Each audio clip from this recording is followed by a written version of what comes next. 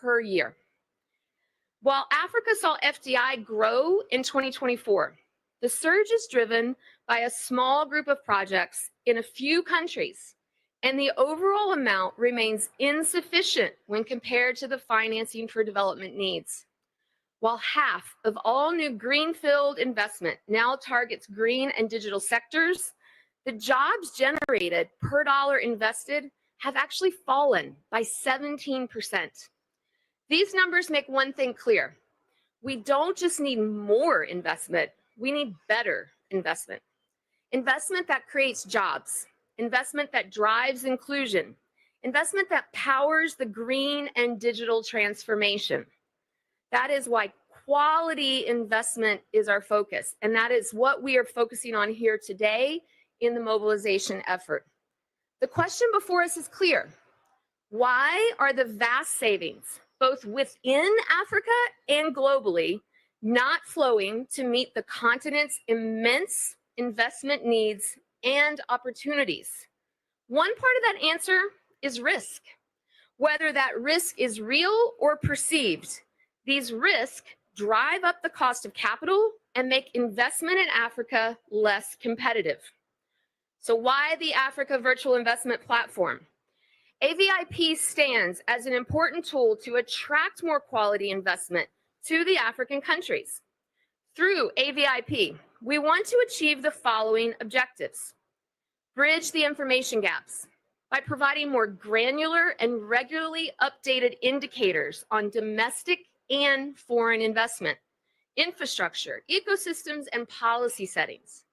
Secondly, to align the risk perceptions with reality, showcasing investment opportunities while flagging the reform priorities that individual countries are focused on.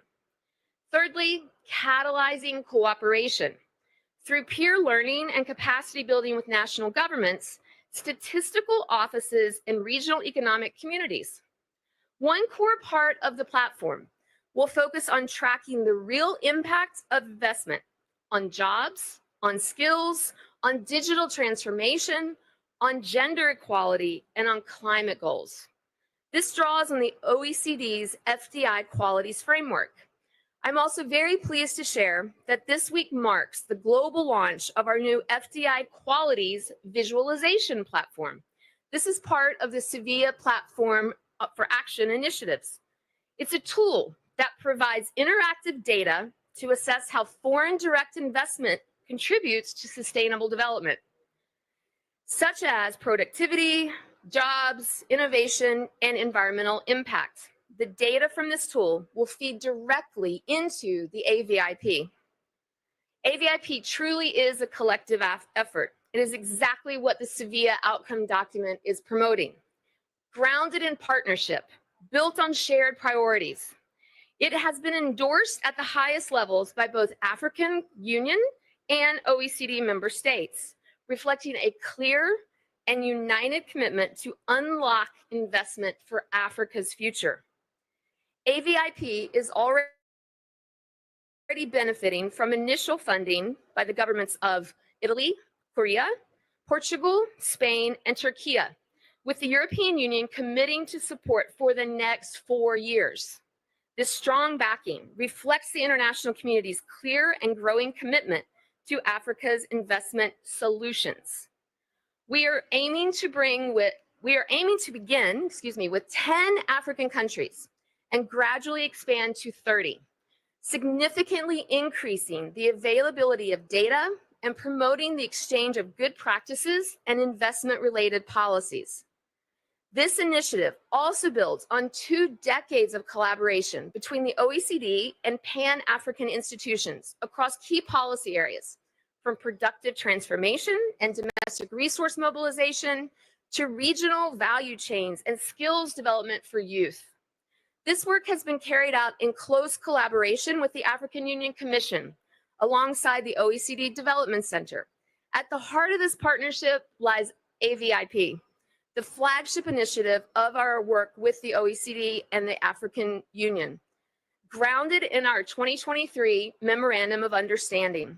It has also been informed by country-driven investment climate reforms supported through tools such as national investment policy reviews and regional capacity building efforts, in close coordination with African governments and other stakeholders. In closing, please allow me to place the momentum of this within the broader OECD effort to boost private investment for development, climate, and biodiversity in emerging and developing economies.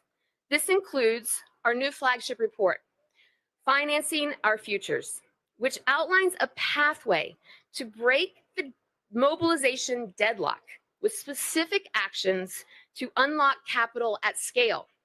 It is complemented by thematic policy briefs and will inform our engagements throughout our follow-up work on the Sevilla outcome document within the COP30 that we're going to be participating in Belém and beyond. Today is about partnership in practice. Over the next 90 minutes, we will hear from ministers and experts on how to scale up quality FDI, how AVIP can reduce information asymmetries, and how joint reforms can unlock private capital at speed and scale to meet the SDGs needs that we all want to see achieved. Let's use this opportunity to help move the FFD discussions forward and to drive momentum on scaling up public and private finance for the SDGs, more specifically for Africa. I invite each delegation to help share concrete commitments, whether policy actions, contributions on data, or financial support. Help us make AVIP a living platform that delivers real impact. Above all, let us work together to translate investment into better lives across Africa and beyond. With that, I thank you, and I have the pleasure to pass the floor to His Excellency, Mr. Moses Valakati, the Commissioner for Agriculture, Rural Development, Blue Economy, and Sustainable Environment, and the Acting Commissioner for Economic Development, Trade, Tourism, Industry, Mining at the African Union Commission. And we are so thrilled that he is joining us here today. Thank you very much.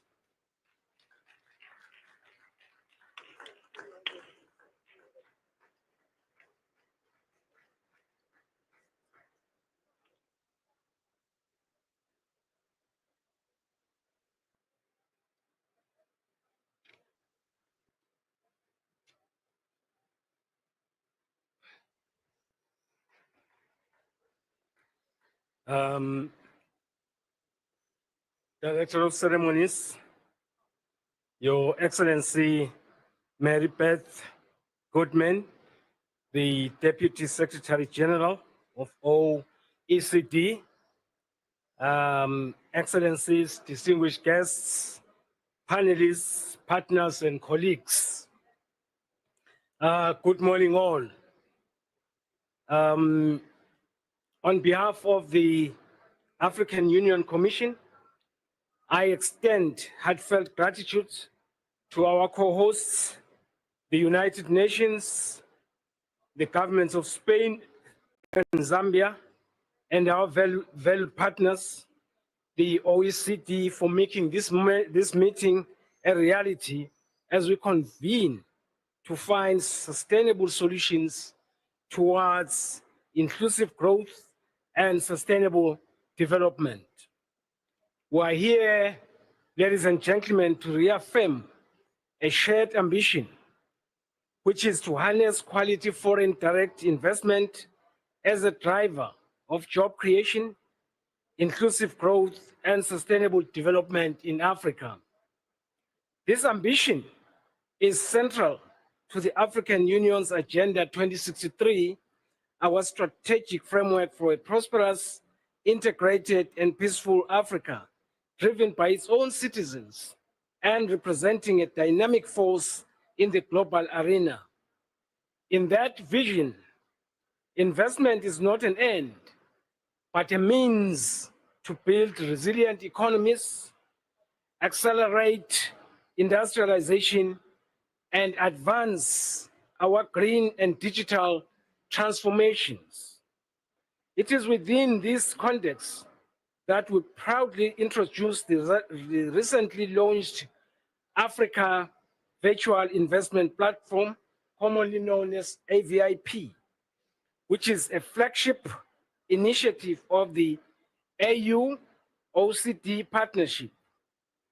AVIP addresses a long-standing challenge faced by our member states, which is the persistent asymmetry of information and the disconnect between perceptions and the actual risk-return profile of investing in Africa.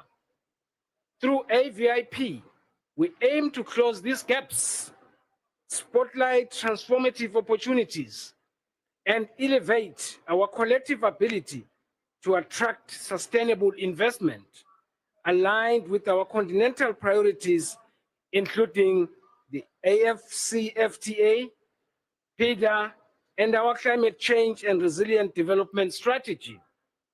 We're particularly encouraged that AVIP will focus on measurable outcomes on jobs, on skills, gender equality, climate action, and innovation.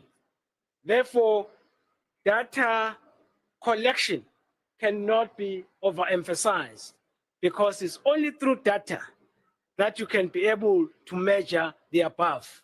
I want to repeat, data collection and data information will become very key in ensuring that we can collect this data timely and all the time so that we can make informed decisions.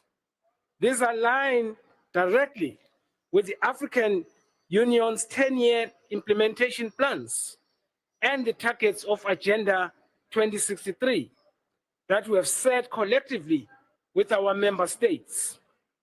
Moreover, AVIP will empower countries to improve policy coherence, facilitate peer learning across regions, and channel private capital forward or towards inclusive projects, especially in sectors that are vital to youth employment and women's economic participation.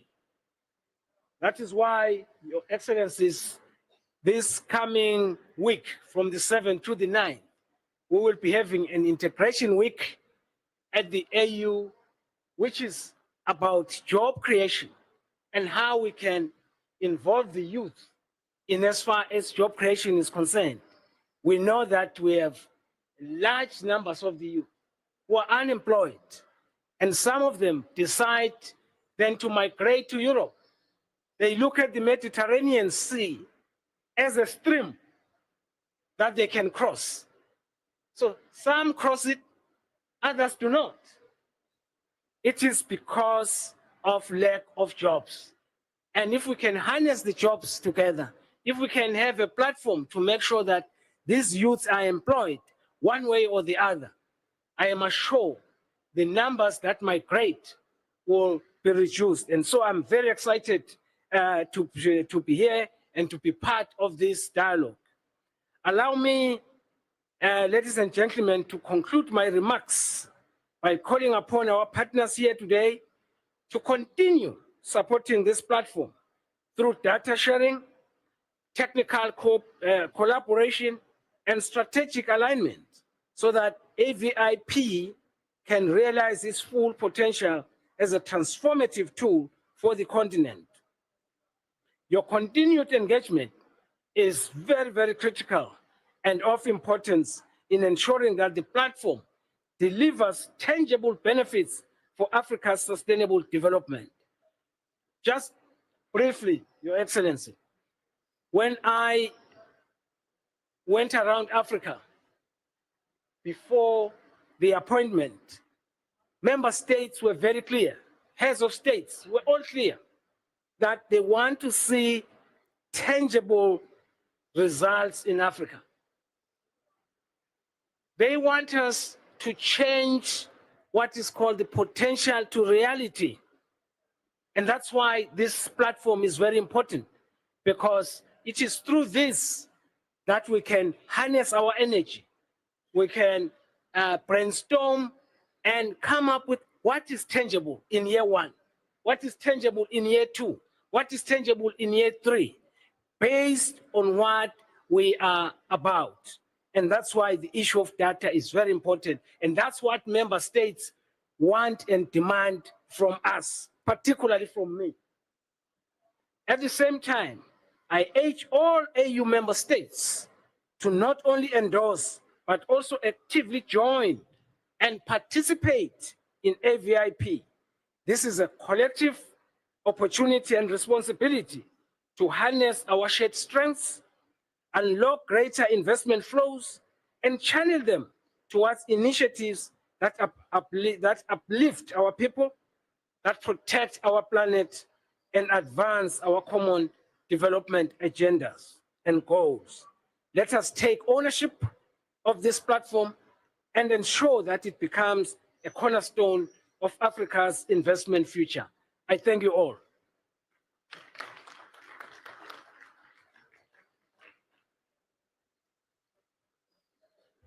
Thank you very much, Commissioner, for your strong, motivating message and the clear vision that is demonstrated in your excellent remarks. And I can just say from the OECD perspective that we are thrilled to have this cooperation with the African Union Commission and the dedication and the commitment that was expressed here. And I can assure you that we have it on our side as well. So tangible results and take ownership. This is what we will be doing together. This event here today is co-organized, of course, by the OECD and the African Union Commission. And I also want to highlight the support of Zambia as the FFD4 co-host, as well as the European Union. And I also would like to take this opportunity before we move on to thank Spain, the host of this magnificent conference, and again, the co-facilitator Zambia for your participation in the event. But now we have heard the vision. Now we need to know the details. What are we doing here? What is the Africa Virtual Investment Platform? What have we done? Where are we going? And to do that, I would like to invite Antonio Gomez from the OECD, the Deputy Director of the Financial Affairs Directorate, and Dr. Patrick Olomo, the acting, what is your title again, my dear Patrick? Acting Director, you'll introduce yourself. He is the main Africa Virtual Investment Platform counterpart in the African Union Commission. So without further ado, the floor is yours. Thank you. Thank you so much, Raga. Deputy Secretary General Maribeth Goodman, Commissioner Vilakadi, Excellencies, dear delegates, colleagues, and friends. It's a great pleasure to be here and to be able to present to you some more details of this joint initiative between the African Union Commission and the OECD.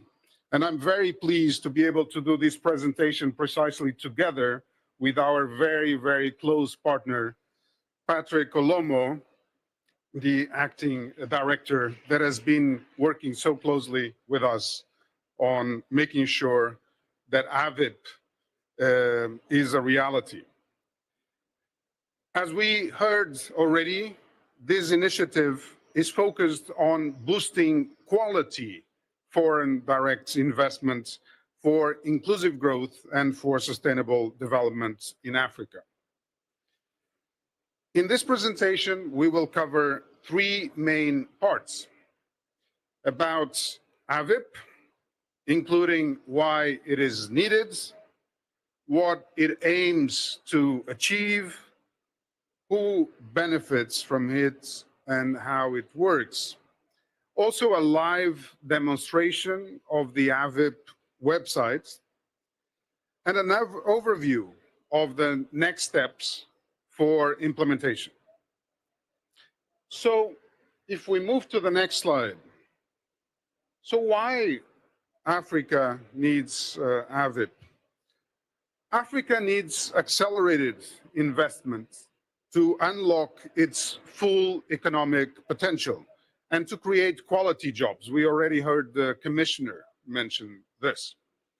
However, information gaps and perceived risks often hinder investments. AVIP addresses these by improving data and analysis. It complements existing initiatives by working through partnerships with African and international organizations. AVIP is endorsed at the highest levels by the African Union, the OECD Council, and G7 leaders. It was launched on 14th of February 25 during the African Union Summit with strong high-level participation. If we move to the next slide, what AVIP aims to achieve. The AVIP's ultimate objective is to mobilize public and private investment to drive sustainable development in Africa. It seeks to achieve this objective through three mutually reinforcing areas of work. First, by enhancing transparency and availability of data on investment conditions to realign risk perceptions with reality. Second, by building capacity in African institutions for data collection, for harmonization and use in the context of policymaking and impact assessment. And third, by promoting policy dialogue and partnerships to support the investment reform process. We move to the next slide. So who can, if we move to the next one. Okay. So who can benefit from AVIP? I would start by saying investors. Investors can benefit from AVIP because they can gain access to granular, up-to-date investment data across Africa. But it's also policymakers, because policymakers can use AVIP data to assess and especially to benchmark investment climate conditions, to identify priority areas for reform, but also to monitor the progress of their own reform efforts. Another entity or entities that can benefit are the statistical agencies that can benefit from capacity building and enhanced tools to produce quality and especially comparable data across the continent.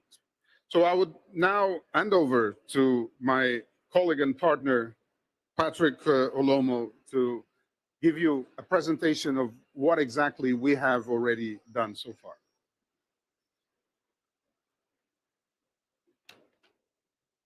Thank you very much, Antonio, and good morning to you all. In fact, AVIP is an important project that will focus on 4 main pillars and 19 data modules. As you can see on the screen, it will speak to the issue of domestic investment and infrastructure, more importantly, also focusing on international investment and investment policies. And if you look at the issues that the continent is facing, you can see that the 4 pillars are fully aligned with the imperative of accelerating investments in the continent. On the next slide, we also see how AVIP will achieve its objective. And the most important thing to notice is that AVIP is complementing other existing platforms that are already operating, and there is no duplication, but rather there will be coordination, harmonization, and non-duplication of efforts in terms of the work that AVIP will do. In the continental setting, it is important to note that AVIP will support institutions such as the African Development Bank, the Afrexim Bank, and also international organizations like ITC, UNCTAD, UNIDO, IMF, and World Bank, bringing together the data that those institutions are proposing to support Africa in its development. Now let's move to the website, and we can see that the website is interactive. It is a very, very important tool that will allow the continent to have a set of data. And you can see on the screen that we have the 4 pillars that are presented here with regards to their importance in paving the way to sustainable investment in the continent. If we look at financial resources, for instance, and if we click there, you can see that the data page that you will have in front of you will provide a wide range of information. You can scroll down a bit, a wide range of information with graphs representing some of the countries in the continent, and you can select the countries that you would like to have information about. And it is an important tool that you can also have comparative information about those countries. Now, if you look at other features of the website, you can see that if we go to the main page and we go to the about page of the platform, you will have all the necessary information about the platform, the mission, the values, and more importantly, you will have an experience of the continent that you cannot find in other platforms. Let's click to see what we can have if we move to the countries page, for instance. In the country page, you can select the countries with the data that you want to analyze.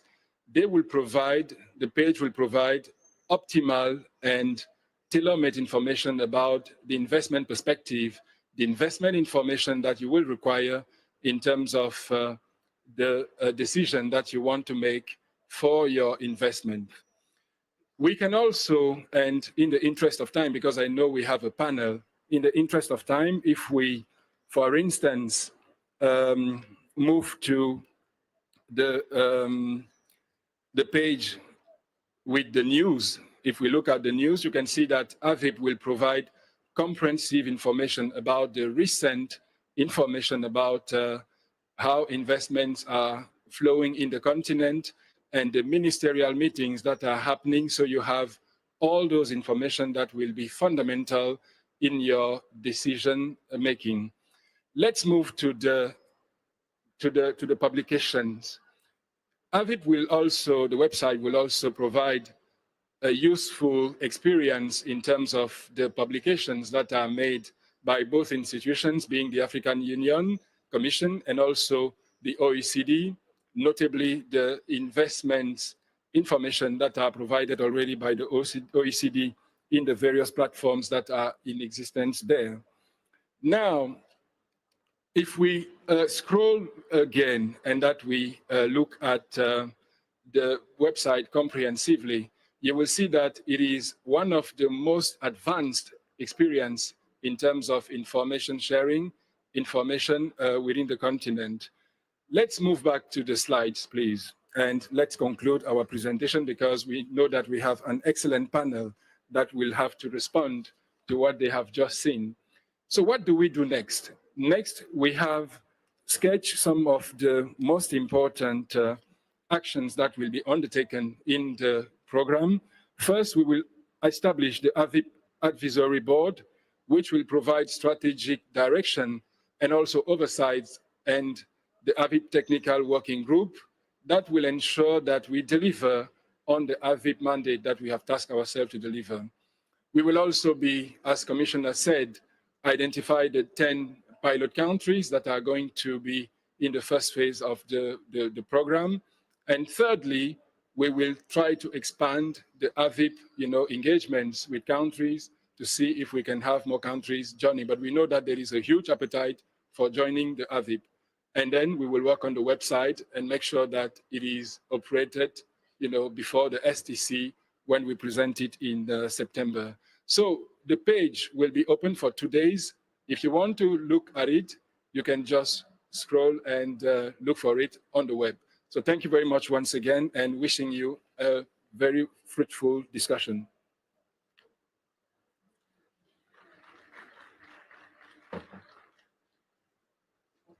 Thank you very much, Patrick and Antonio. And this is going to be a revolution. We can see that this is accessible and easy. And I encourage all of you to take the opportunity and scroll on the website and start playing with the platform. But now, as Patrick said, we have a stellar panel lined up here. And I would like to ask the panelists, when I call your name, to come and take a seat here on the podium, not the podium, on the stage. First, Her Excellency Jumoke Otowole, the Minister of Industry, Trade and Investment of Nigeria. We have Her Excellency Ambassador Ms. Prudence Kaoma, the Permanent Secretary for Planning and Administration in the Ministry of Finance and National Planning of Zambia. Anton Leis Garcia, the Secretary of State and Director of the Spanish Agency for International Development Cooperation. We have His Excellency Carlo Battori, Deputy Director General for Development Cooperation in the Ministry of Foreign Affairs and International Cooperation of Italy. And we have Her Excellency Soili, that's a Finnish name, Soili Makalainen Puhanist, Ambassador of Development Finance from Finland. And last but not least, His Excellency Lawrence Sadasin, the Head of Unit in the Directorate, Africa Directorate of International Partnerships from the European Commission. And we will also hear from Her Excellency Rania Al-Masad, the Minister of Planning from Economic Development and International Cooperation of Egypt. She will be given her remarks virtually. Without further ado, I would like to begin by giving the floor to Her Excellency Jumoke Otowole, the Minister of Industry, Trade and Investment of Nigeria. And I would like to add that if you prefer to speak from the podium, that is also very welcome. I leave it up to you, the panelists.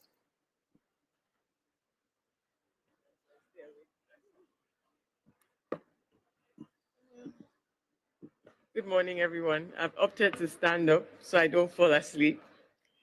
It's been a very short night. So I'd like to rest on the well-adumbrated protocols. So Your Excellencies, distinguished colleagues across government, friends of Africa and partners in development, civil society, the private sector. Ladies and gentlemen, good morning. Let me begin by thanking the OECD and the Africa Union Commission for spearheading this timely effort to improve quality FDI across Africa. The African Continental Free Trade Area is expected to unlock a lot of capital for a $3.4 trillion economy. It's the largest free market in the world, 1.4 billion people, and one of the most significant opportunities for intra-African value creation, regional industrialization, and trade-led investment. Yet in 2023, Africa accounted for just 4% of global FDI. At the same time, we face a $1.6 trillion sustainable development funding gap by 2030. The fundamentals are clear. The capital must flow now. Under the bold leadership of President Bola Ahmed Tinubu, Nigeria has unified exchange rates, removed fuel subsidies, strengthened fiscal governance, and modernized trade and investment policy. Most recently, Mr. President passed a wave of pro-business legislation to streamline taxes, deepen capital markets, and crowd in infrastructure capital through PPPs. The results are clear. Nigeria's credit outlook has been upgraded by both Fitch and Moody.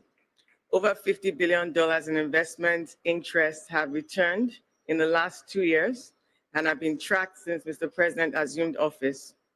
Intra-African trade volumes have more than doubled to $18 billion in 2024. And in Q1 2025, our non-oil exports rose by 25%, reaching $1.8 billion.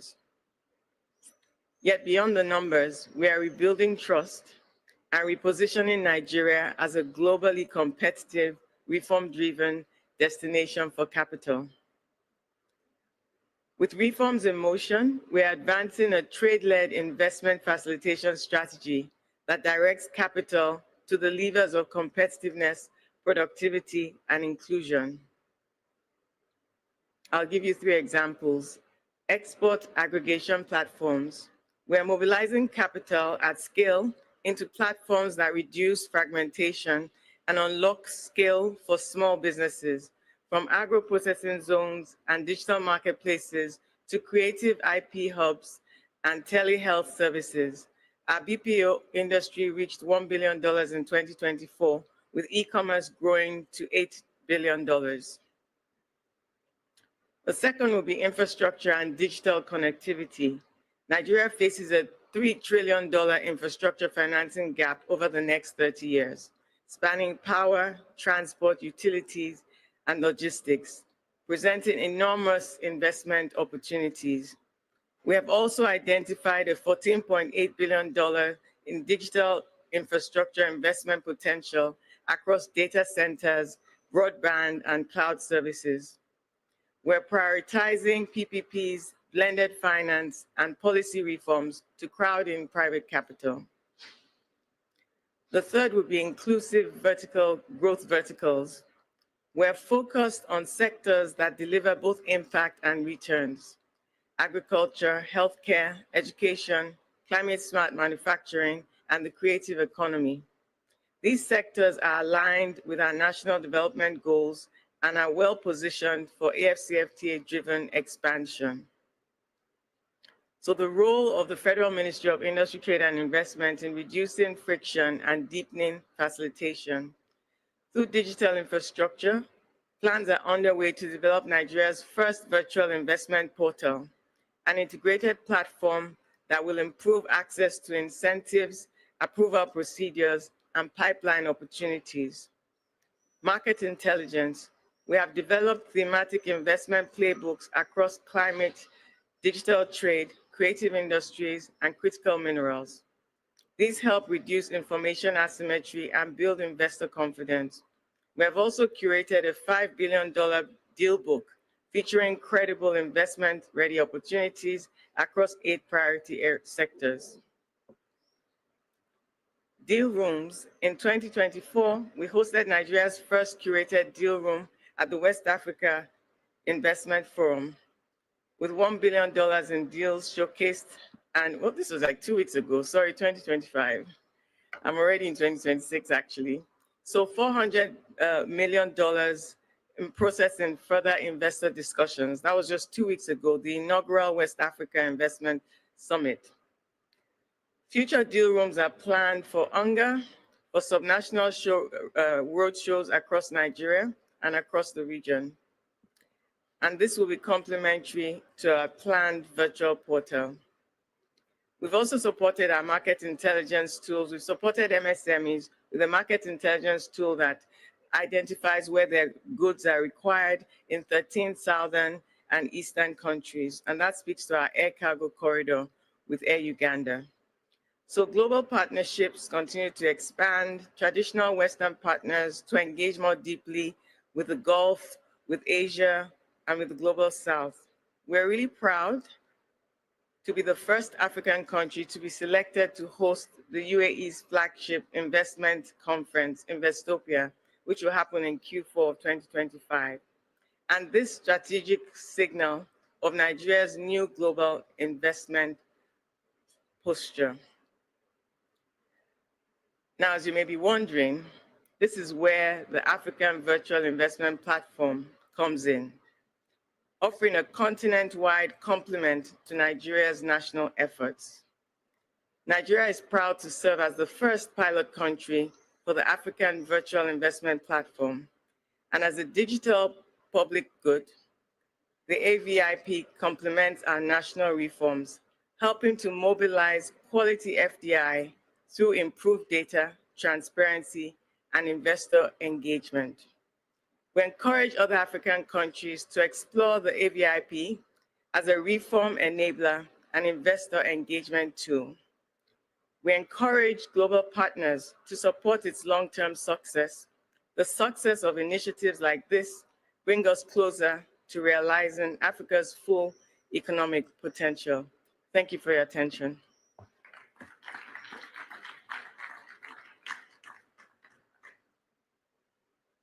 Many thanks, Minister Otevola, for your inspiring words, and the expression of support continues here, strong and loud and clear. It's my pleasure now to give the floor to Anton Les Garcia, the Secretary of State and Director of the Spanish Agency for International Development Cooperation from Spain. And again, many thanks, Anton, as you are here representing, not least, the host of the conference. The floor is yours.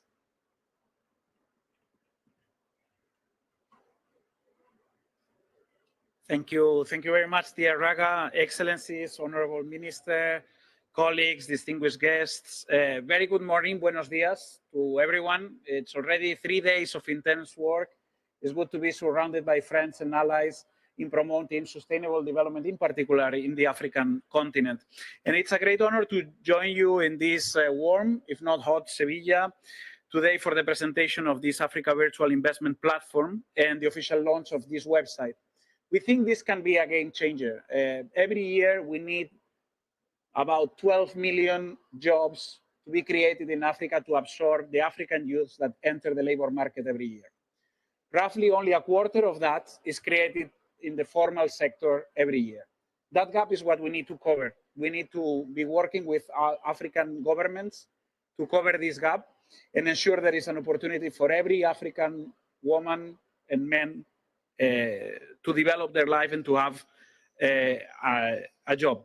We thank the African Union, the OECD, the government of Zambia, and the European Union for the leadership and the partnership in advancing sustainable development financing and for supporting this very, very important platform.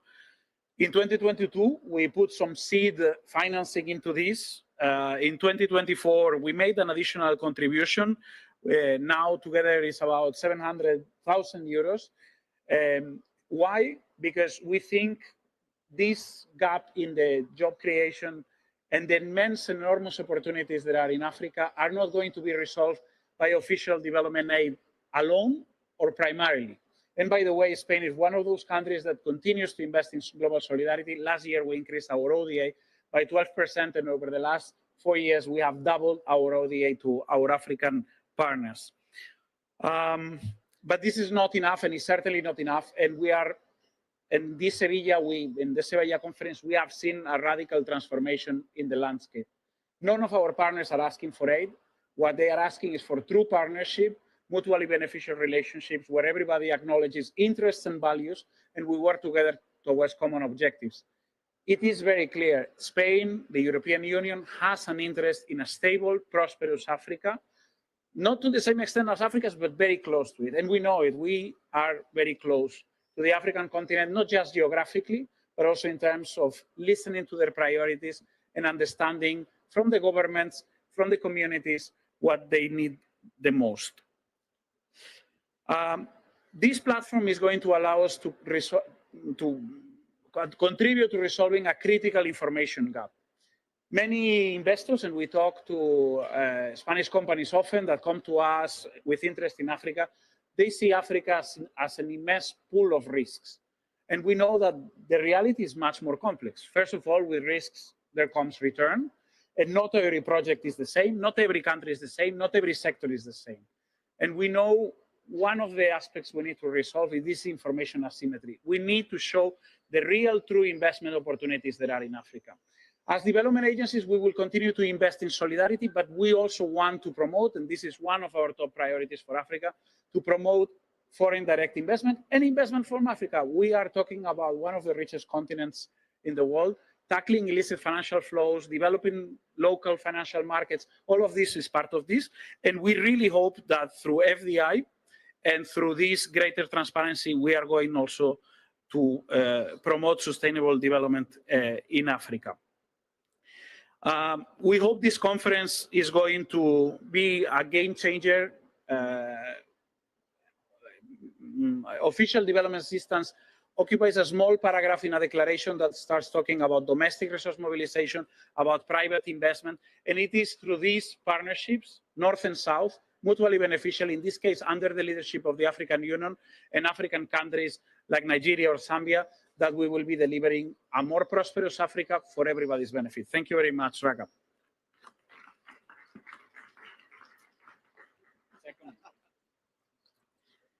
Thank you very much, Anton.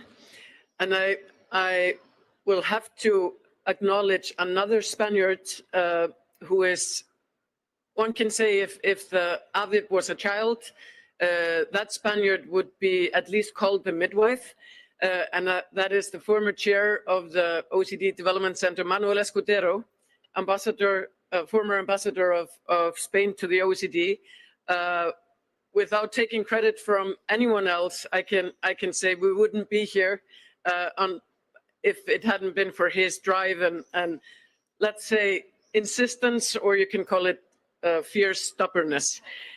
So thank you, Manu, if you are watching. And by the way, I would like to tell you also that this event is being broadcasted on the UN web TV. So there's, in addition to all of you here in the room, we are being widely broadcasted. But now it's my great pleasure to welcome Her Excellency Ms. Prudence Kaoma, the Permanent Secretary for Planning and Administration from the Ministry of Finance and National Planning in Zambia. And I would also like to add that Zambia is one of the 2 newest member countries of the center, joined the Development Center in December last. Prudence, the floor is yours.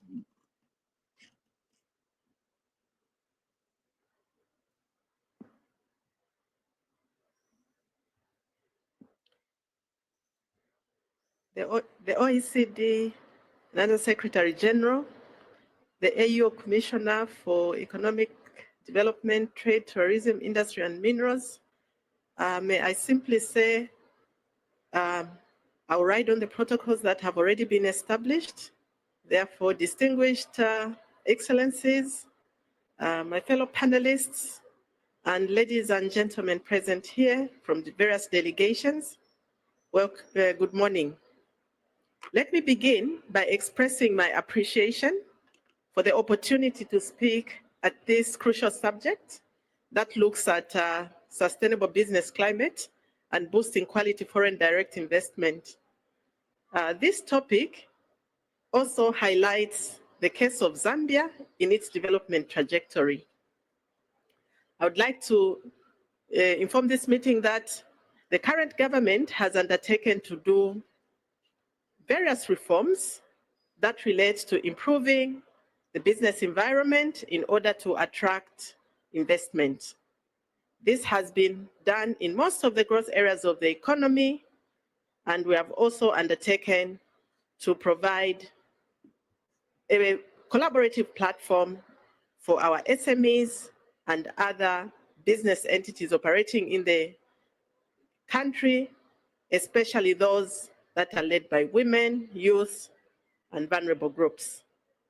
I would like to echo what Raga just indicated, that Zambia is one of the newest members of the OECD, having been admitted in December last year, and therefore we have actually a strong collaboration with the center.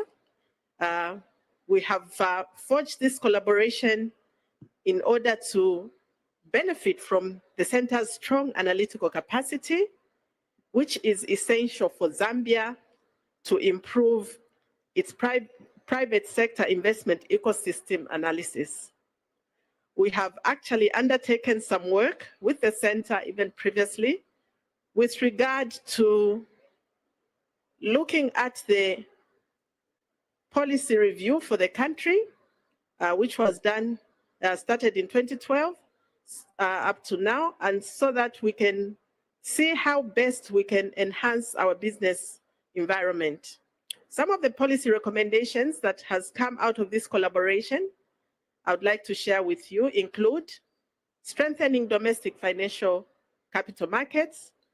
And we have realized that as a country, We need robust and inclusive domestic capital markets that can mobilize long-term savings and channel these into productive sectors such as energy, agriculture, infrastructure, and digital innovation. These are some of the priority areas for development that the country has identified within our long-term national vision, as well as our medium-term national development plans.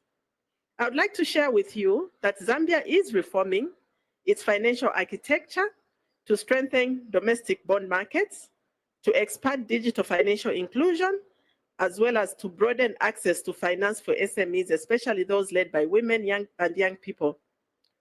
These, we believe, are the engines for our economy, but have remained underserved.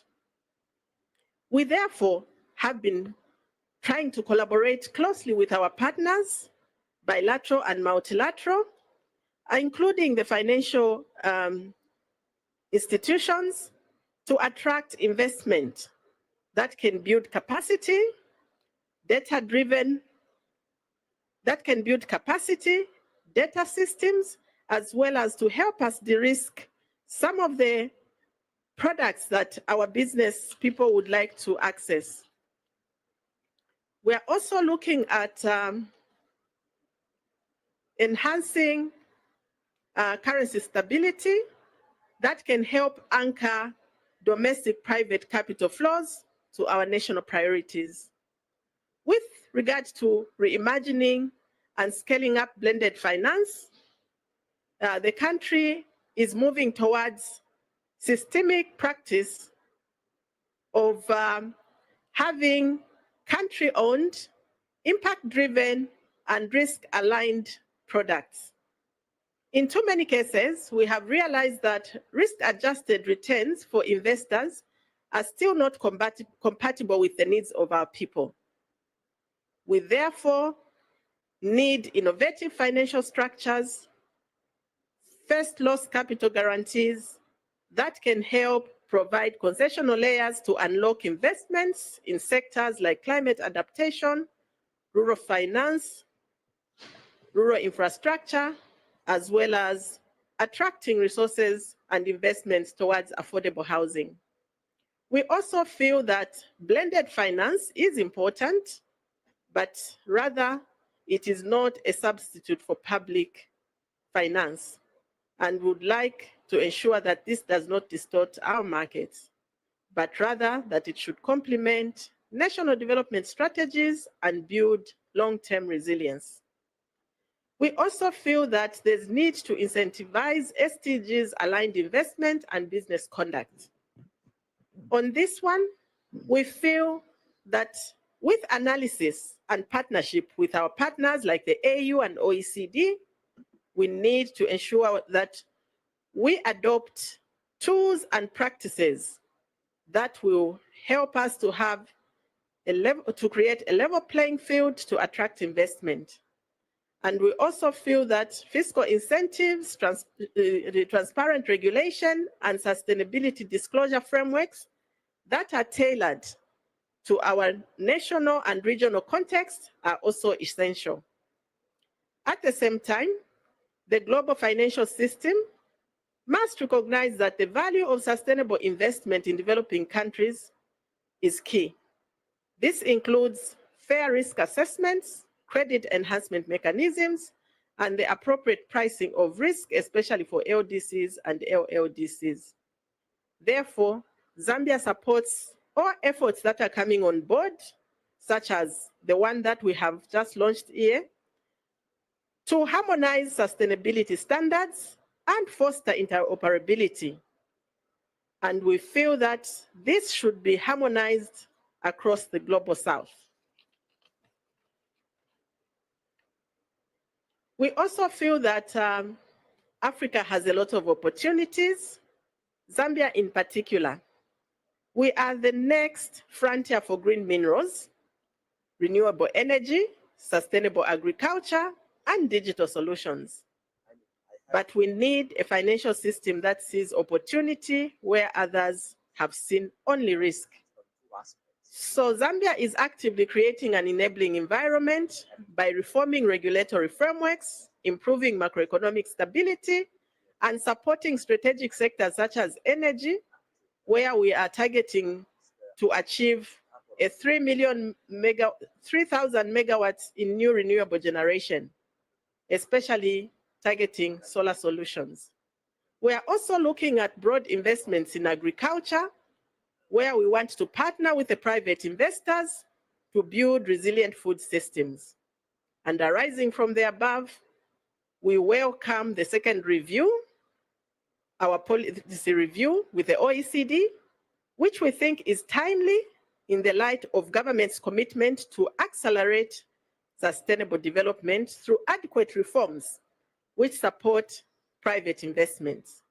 To bring this to context, the President of Zambia, Mr. Hakainde Hichilema, launched the Public-Private Dialogue Forum, which seeks to strengthen private sector investment in Zambia's economic landscape. And therefore, the Africa Virtual Investment Platform that has been launched here today, championed by the OECD and African Union, we think it's a game changer. And we believe that through the PPDF that has been established by the President, Zambia is poised to actively participate on this platform, and we pledge to be one of the pilot countries in our sub-region to adopt or anchor this platform so that we can see how best we can create a platform that provides comprehensive data and analysis of our economy in order to attract quality private sector investment. I thank you.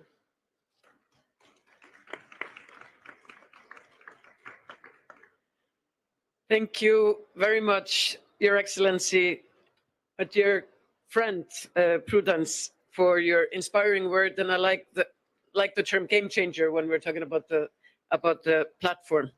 Now I'm very honored to introduce His Excellency Carlo Battori, the Deputy Director General for Development Cooperation in the Ministry of Foreign Affairs and International Cooperation in Italy.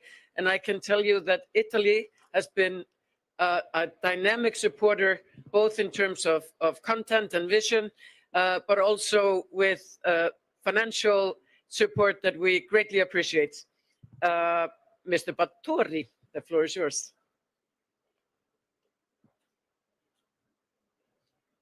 Dear Raga, Madam Chairperson, colleagues, dear friends from OEDC and the African Union Commission. I was supposed to deliver a written statement, but for the sake of time, since much of the things that was written in my statement have been said, I would like to emphasize a couple of points. Of course, as Raga said, we have been supporting the AVIP since last year in the framework of our G7 presidency. So we made sure that this initiative was duly endorsed by the G7 countries on the occasion of the ministerial development ministerial meeting in Pescara last year. This is really at the core. The objectives of the African Virtual Investment Platform are at the core of the objectives and strategic endeavors of the Mattei plan of engagement with the African government that has been launched last year by Prime Minister of Italy, Giorgia Meloni. This is strategically aligned also with the endeavors of the EU Global Gateway, but I guess this will be said also by our EC colleagues. Let me just touch upon a couple of points, since we're here also to discuss about policies. I really take up what you said, Raga, about the potential revolution of this instrument. But in order to make it a real revolution, I think we need to take care of two basic elements. Number one, it is true that there is a perceived risk on Africa when it comes to investment, but we really need to be honest with our African friends and with ourselves. Africa is not always the same. There are different Africas, there are different investment environments, there are more successful investment environments and less successful. So I think in order to be efficient and to make the most out of this platform, we really need to make sure, and this has been alluded to by our Spanish colleague, we really need to make it a transparent tool. It has to be transparent. It has to be something that make possible a real comparison when it comes to regulatory environments, when it comes to innovation, when it comes to all the, let's say, elements of the ecosystem that makes an investment a bankable investment. So if the platform is able to deliver this, it will be a real revolution. Otherwise, it will be yet another website. So comparison and transparency is really key. And then the second element, I hope that the platform will be able to carry, to portray, is the real innovative ecosystems of some African countries. I mean, the Italian government has been supporting a number of initiatives in order to enhance the digital and innovation ecosystems of African countries. We've been doing this in the framework of the Mattei Plan, but also in close synergy with the World Bank, other IFIs, and the European Union. And I was really surprised to see that there are islets of strong innovation in Africa that will be driving sustainable investment and quality job. And I do hope that the platform will be able to portray in those areas where this happens, this great deal of innovation, which will be a driver of investment and ultimately of job creations and modernizations of the African economies. As our Spanish colleague said, the investment and the progress of Africa is in our keen interest. It will be part of our strategy for the years to come, and Italy is strongly committed alongside other partners, OECD, the European Union, and other esteemed partners of Africa and beyond, to make sure that this is happening. Thank you.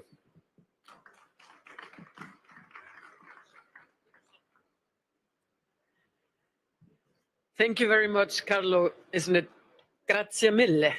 Is that the Italian term for thank you?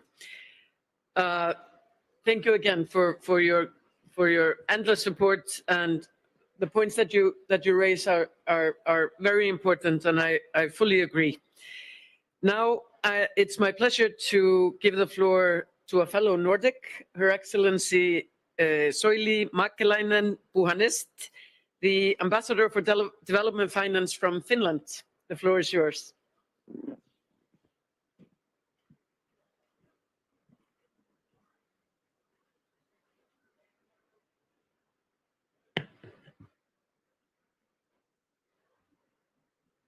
Excellencies, ladies and gentlemen, a good investment climate is crucial for companies to be able to raise the necessary funds for their investments and do long-term profitable business, especially for companies operating in the fast-evolving digital sector with high commercial risk as given. An unstable and unpredictable investment environment can act as a deterrent.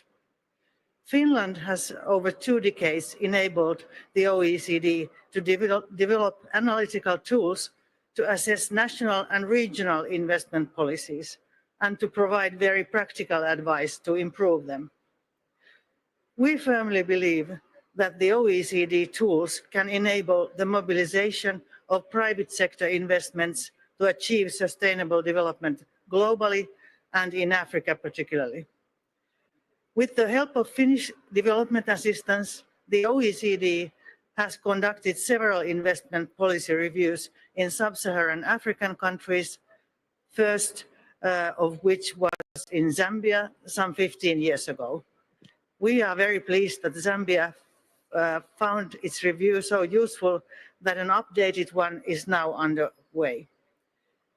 Inspired by positive results, other countries in the region followed Zambia and conducted investment policy reviews.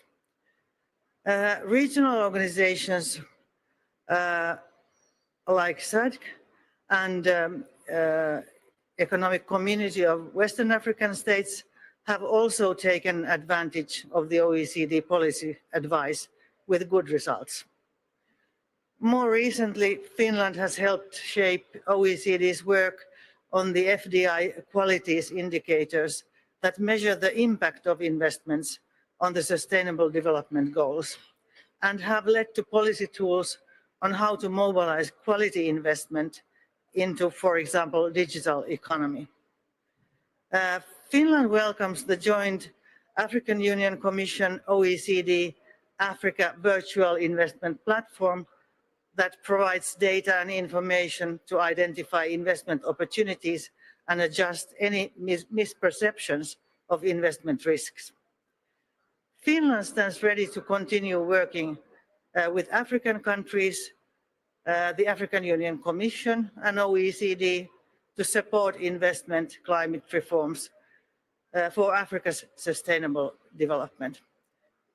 Successful digital transition through market-based solutions is one of the most important factors in achieving sustainable economic growth, and private companies play a fundamental role in them.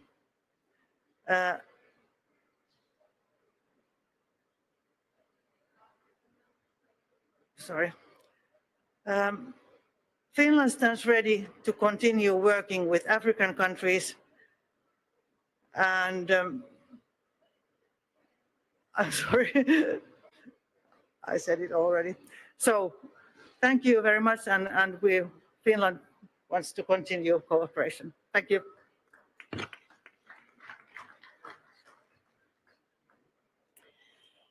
Thank you very much, Ambassador.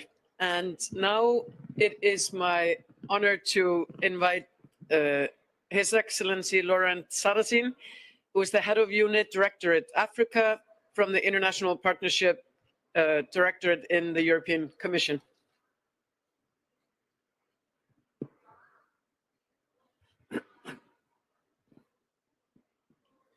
Distinguished participants, ladies and gentlemen, the EU welcomes the Africa Virtual Investment Platform as an innovative and unprecedented initiative between the OECD and the African Union Commission to support investment attractiveness in Africa.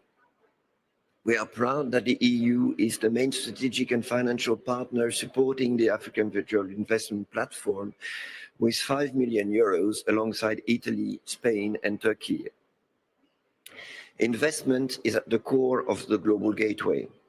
That includes a dedicated Africa-Europe investment package aiming at mobilizing €150 billion of sustainable investment on the continent by 2027.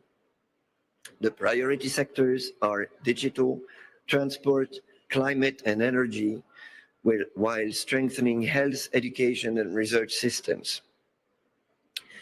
Major investments towards the African continent are already flowing and creating transformational impact on the ground. 138 Global Gateway flagship projects are rolling out in Africa.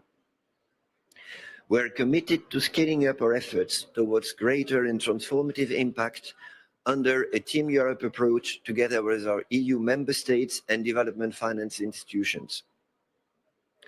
We are pursuing these efforts, notably in the run-up to the AU Heads of States and Government Summit in November 2025. That will mark the 25th anniversary of our partnership and will take stock of the progress made in delivering on our joint vision 2030. To do so, we have in place instruments such as blending or guarantees through the European Fund for Sustainable Development Plus that can leverage investments and mobilize innovative financial instruments. The EFSD Plus is an integrated financial package supplying financing capacity in the form of grants, technical assistance, financial instruments, budgetary guarantees and blending, covering both commercial and political risks and offering a variety of risk-sharing instruments of up to 40 billion euros. Nonetheless, mobilizing further private investment in Africa remains challenging and costly. This is notably because of the persistent perception of Africa as a high-risk investment environment. In this regard, we count on the AVIP to be a game changer, a one-stop online open data bank for investors looking to invest in one of the 30 African countries to be covered by the platform. The AVIP has the potential to become the reference for reliable and comprehensive investment-related information on the continent. Distinguished participants, ladies and gentlemen, we trust that the AVIP will help build trust and contribute to enhance Africa's competitiveness and attractiveness as an investment destination. Thank you.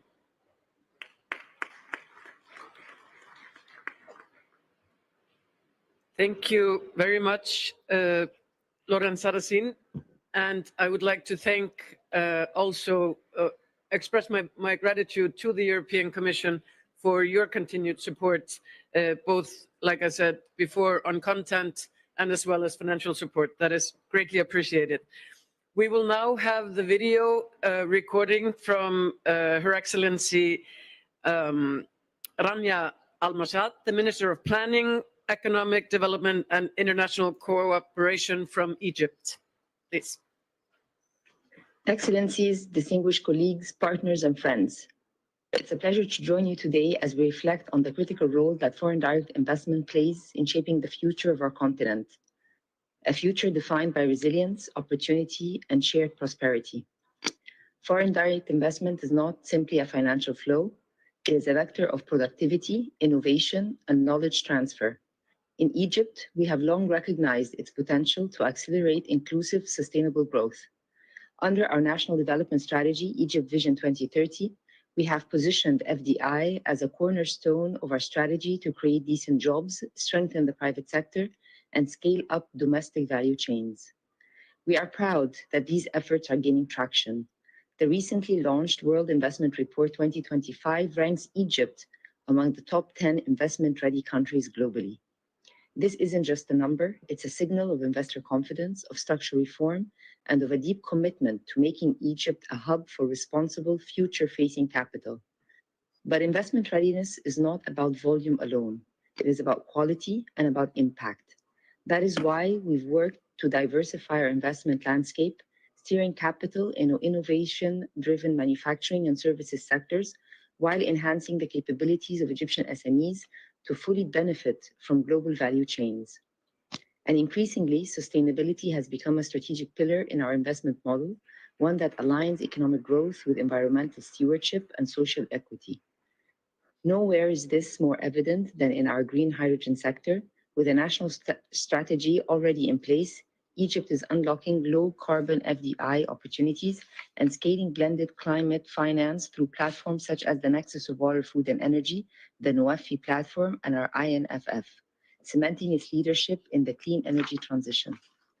Ladies and gentlemen, we are not working in isolation.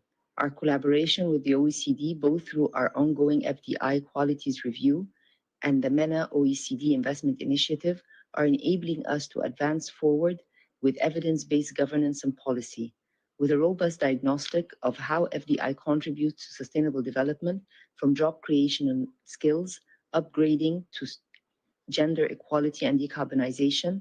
Egypt is advancing in setting a reference point for the region.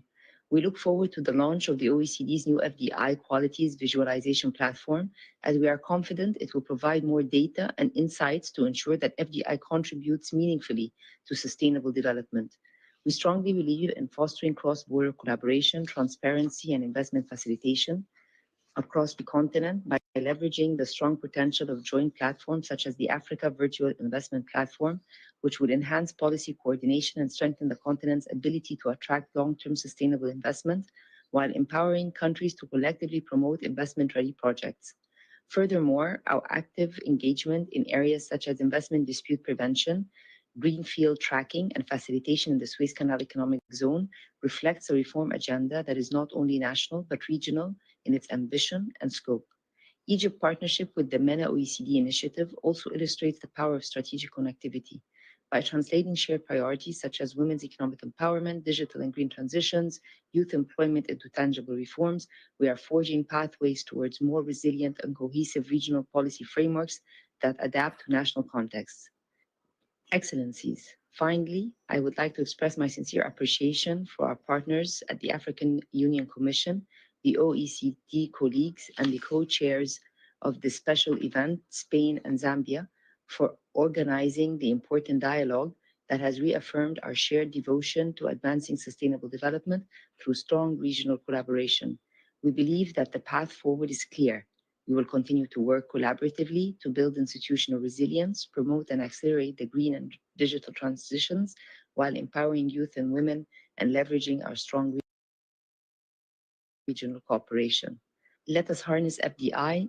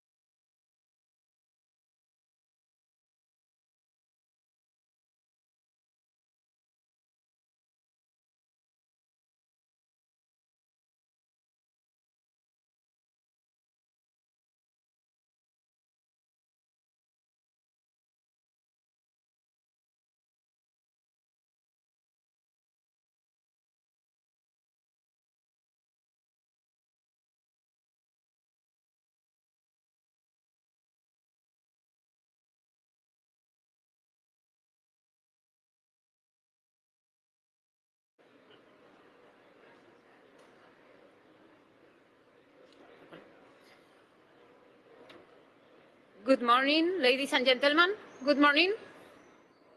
Well, good morning, everybody. Thank you for joining us today. Buenos días a todos. Muchísimas gracias por acompañarnos hoy y muchas gracias a la organización por confiarme la moderación de esta mesa redonda que sé que tiene un poco de...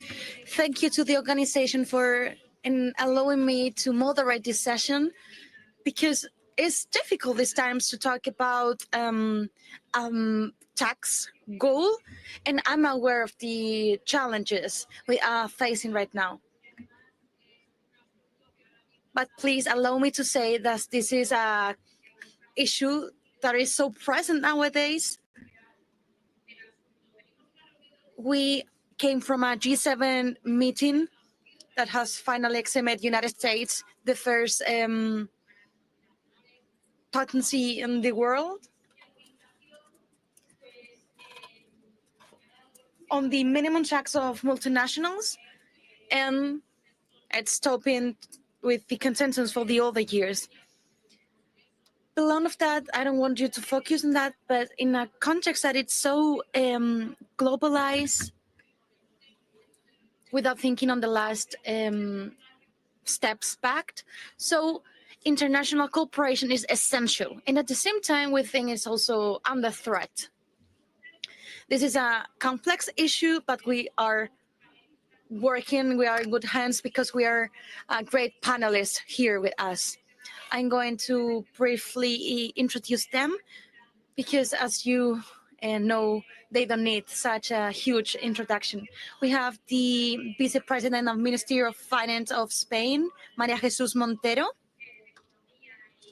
the Professor of Economy and Commissioner and Nobel Laureate, Joseph Stiglitz, Mario Martel, that is the Minister of Finance of Chile, and Ameirata Durel, that is the Minister of Finance of South Africa and Senegal, sorry. Susana Ruiz, that is Director of Global Tax Justice from Oxfam International. So without further ado, I give the floor to the Vice President of the Ministry so she can introduce this session. Thank you so much.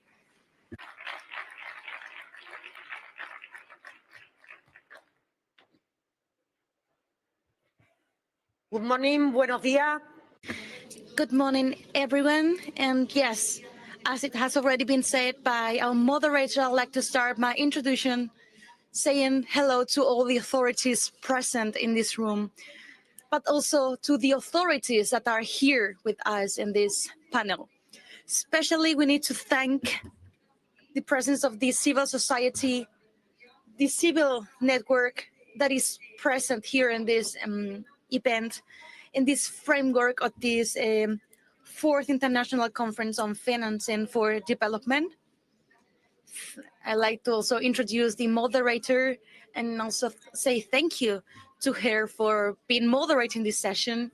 I hope you find this panel useful, and it's a pleasure and an honor for me to be sharing this panel with all the people here and contributing from the side of the Spanish government in such an important discussion. Because as you know, together we have the chance to tackle an issue that is essential for the fair and inclusive development of countries, and also to reduce inequalities present in this world. We have an instrument to solve this, that is taxation. That is the redistribution of richness. As you know, this is a complex issue, both at a technical level and also present in the political discussion, because the tax vision defines perfectly the society we aim for, every human aims for. On one side, there are some people that defend that reducer taxation stimulates governments. So governments are promoting the decrease in taxation, even though that this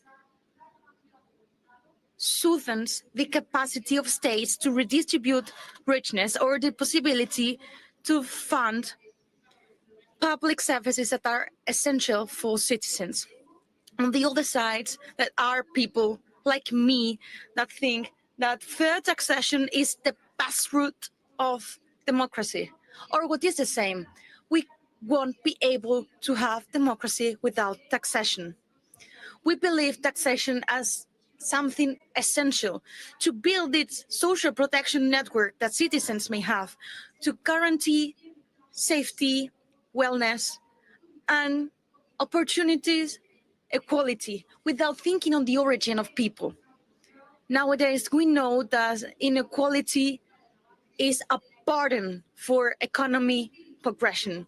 Empirical data demonstrates that all international organisms demonstrate that the most egalitarian countries grow more in a more stable way if they have these politics that allows to tackle inequality. And we have much proof that endorse that quality countries with more democracy have less mental health problem or physical health problem and less citizens and safety. We also know that in the last 10 years, there's a huge improvement in the concentration of richness in the hands of fewer people or companies. Unfortunately, the money distribution is much more unequal nowadays. Actually, it is estimated, and I think that the representative from Oxfam will illustrate this data, this figure. There's an estimation that 1% of the richest people in the world is richer than the 95% of the humanity. And this is a tough reality we are facing. This is a bottleneck full of unhope. Actually, Thomas Piketty reminded us that inequality is an essential political decision. It's a political decision trying to reduce poverty. That poverty is not something that we get from our parents, and that these skills can be used for our societies. It's a political discussion to have in this OCDE the base to reform taxation, international taxation and cooperative taxation, and adapt it to a digital global economy that does not see any borders. It's a political decision to having such bigger heritage to commit to these efforts, having a fair taxation system. That is why we should not allow a few number of people to have in the hands the more money in the world. We should not tolerate it from a taxation justice that these people does not pay as much as they should because they have fewer taxes to pay if we compare it to the rest of the citizens. That's why this Tuesday, both Spain and Brazil, we presented together what we call it Sevilla Action Platform, Plataforma de Acción de Sevilla, an initiative that looks and that is aiming to have a discussion at the global level, to have a higher tributation for people with more money, with rich people, to ensure a better distribution of money in the world. And we have been addressing this actually already. And that was well already explained in the G20 meeting we had in Rio de Janeiro last November. There we met an agreement in the implementation of a taxation agenda that is effective of people income with a lot of money. And following this way, I think we need to move forward. We need to commit with a working plan that is safe, knowing, of course, beforehand that this is so complex that need to be added to the geopolitical difficulties we are facing right now. You already know what we are facing. These difficulties are making things even more difficult, even from multilateral aspects. That's why we are seeing in this international summit that the world needs answers. We need to stop thinking and start taking actions. We need to demonstrate citizens a political commitment to address all the challenges we are facing.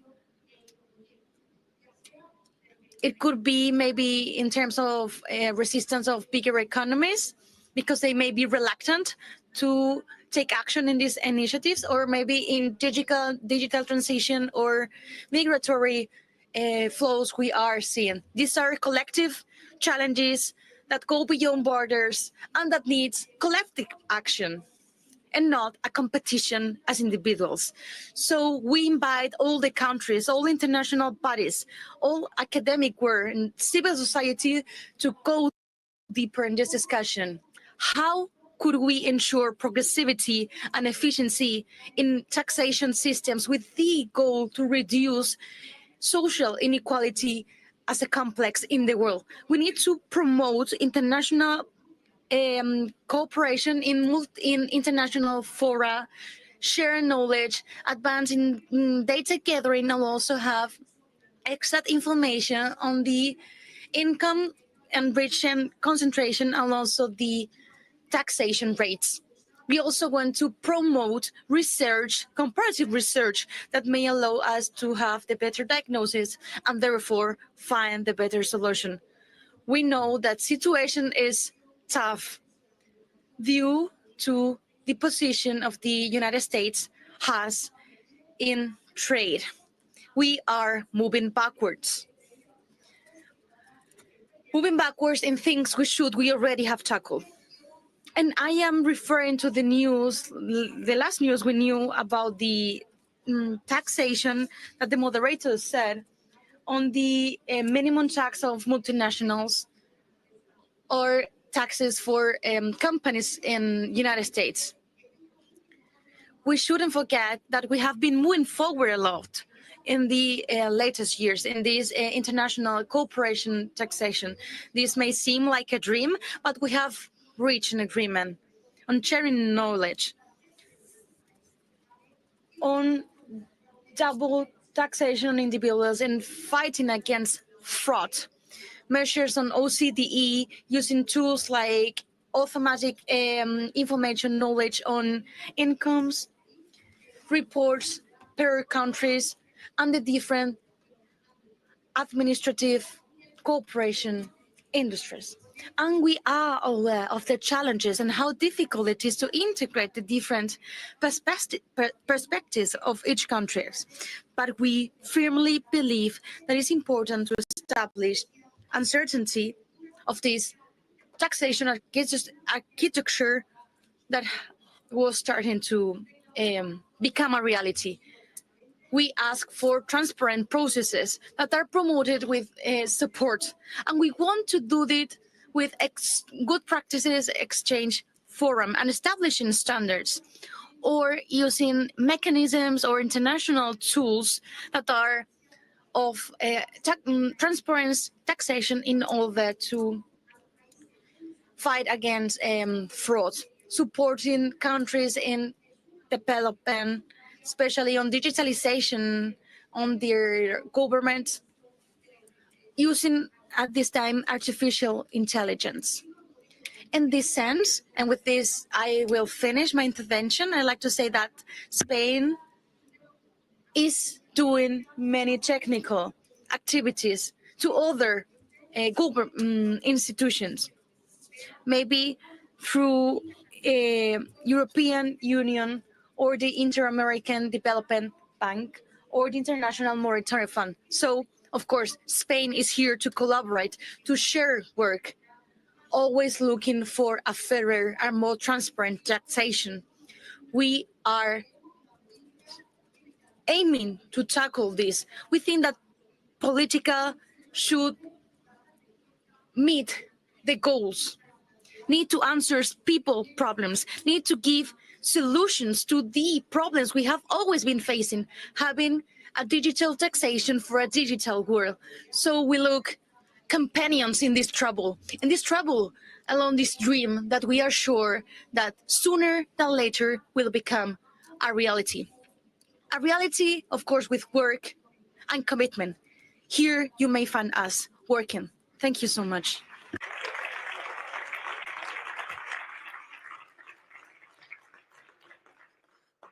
Muchísimas gracias. Thank you so much, Vice President.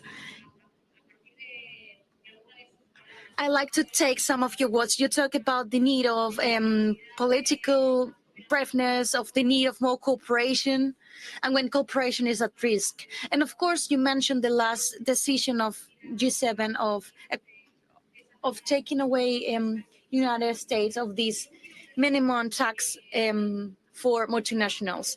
I like to focus on this, on the need of political courage.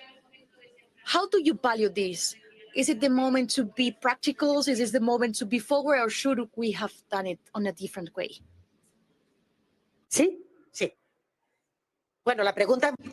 So the question is so direct, and I think we need to go deep here. We, and as the president said, we think this is a bad news. This is nothing new to start doing something, except in some countries that are not minors in this discussion, as in the case of the United States. In a way or another, we should see how everything develops, this political willingness, because of course, we would need to have a different architecture from the one we used to have in the consensus of OECD, when over 40 countries agreed to have a minimum tax for multinationals that affect all the countries and that in the practical are not taxating as much as they should. This situation is making everything much more difficult, and of course is developing an unloyal competence on taxation within the countries in the world, especially countries that you know that have more tax advantages. They need to use it as a bait for those companies. So I hope the situation could be changed. For example, in the European Union, this could be a change on directives that right now the member states are trying to do to make this minimum taxation available and real. And what else than to ask big multinationals to commit and give more money to the country they are acting in.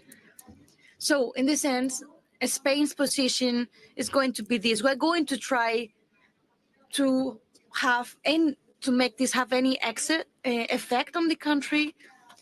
And you know that tariffs are hurting a lot, and we need to keep an eye on this situation. And thank you so much. Talking a lot about the US, and I would like your take here. What's the impact do you expect from Trump's administration relating to this race toward a fiscal policy, global fiscal policy, and what should be the alternative agenda?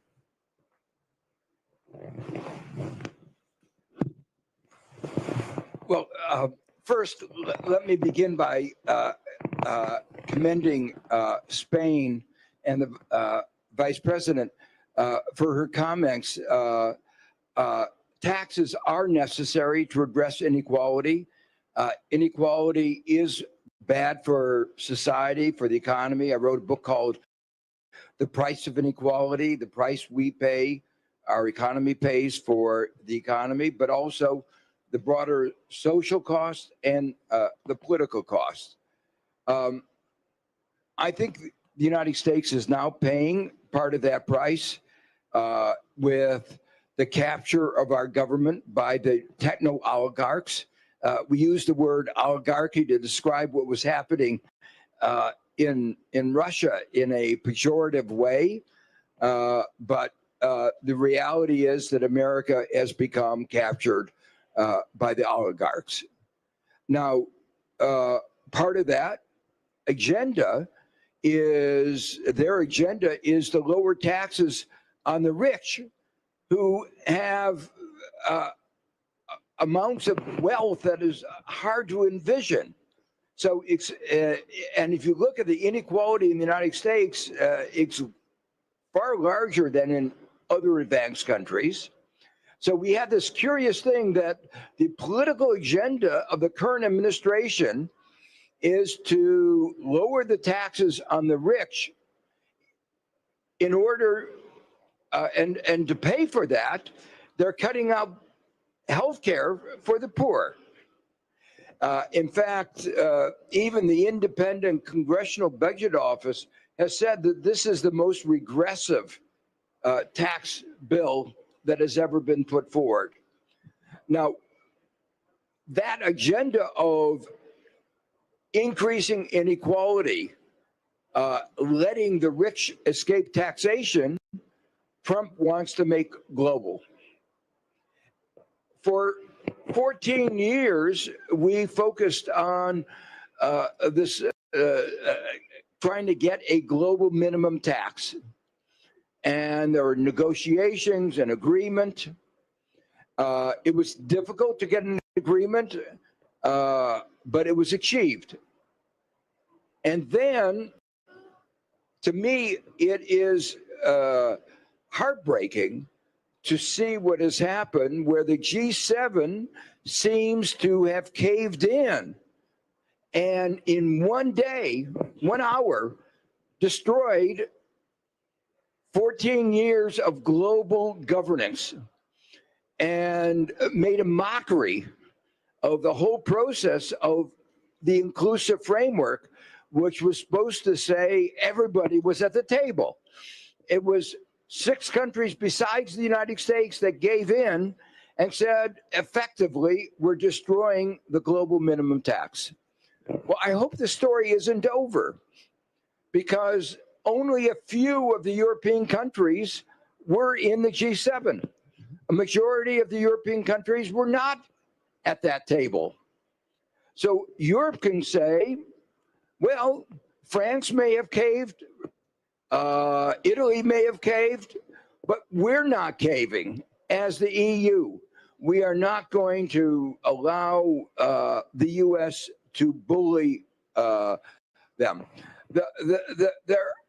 The issue, if you allow this to happen, will go over and over again.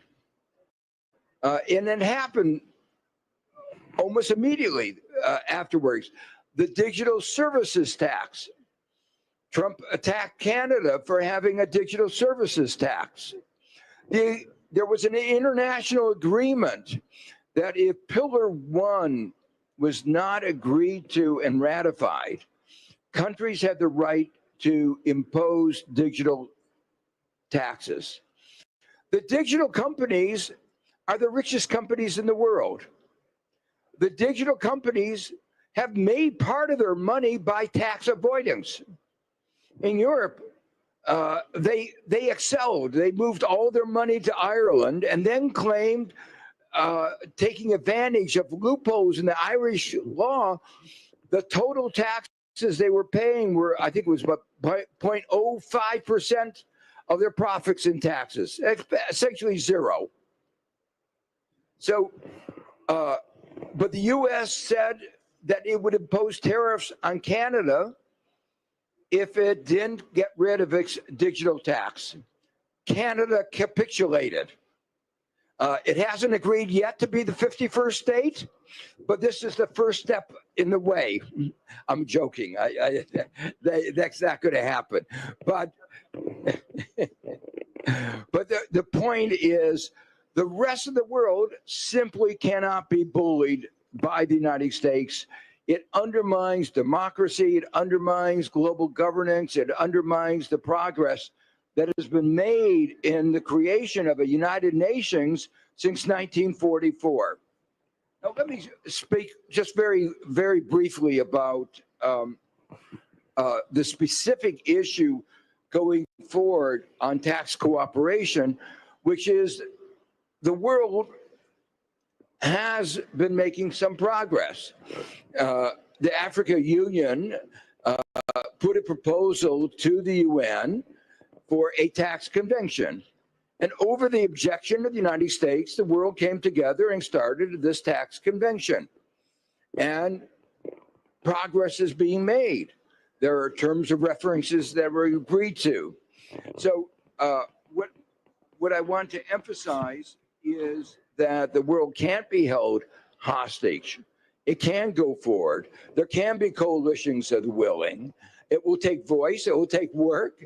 It will take risk-taking, because the threats will be there.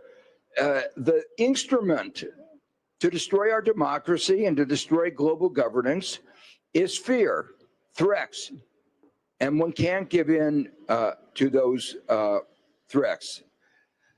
Let me just finally say, the outcome document agreed to for Seville points to the possibility, I think, of this new multilateralism. The world, for Seville, countries came together. U.S.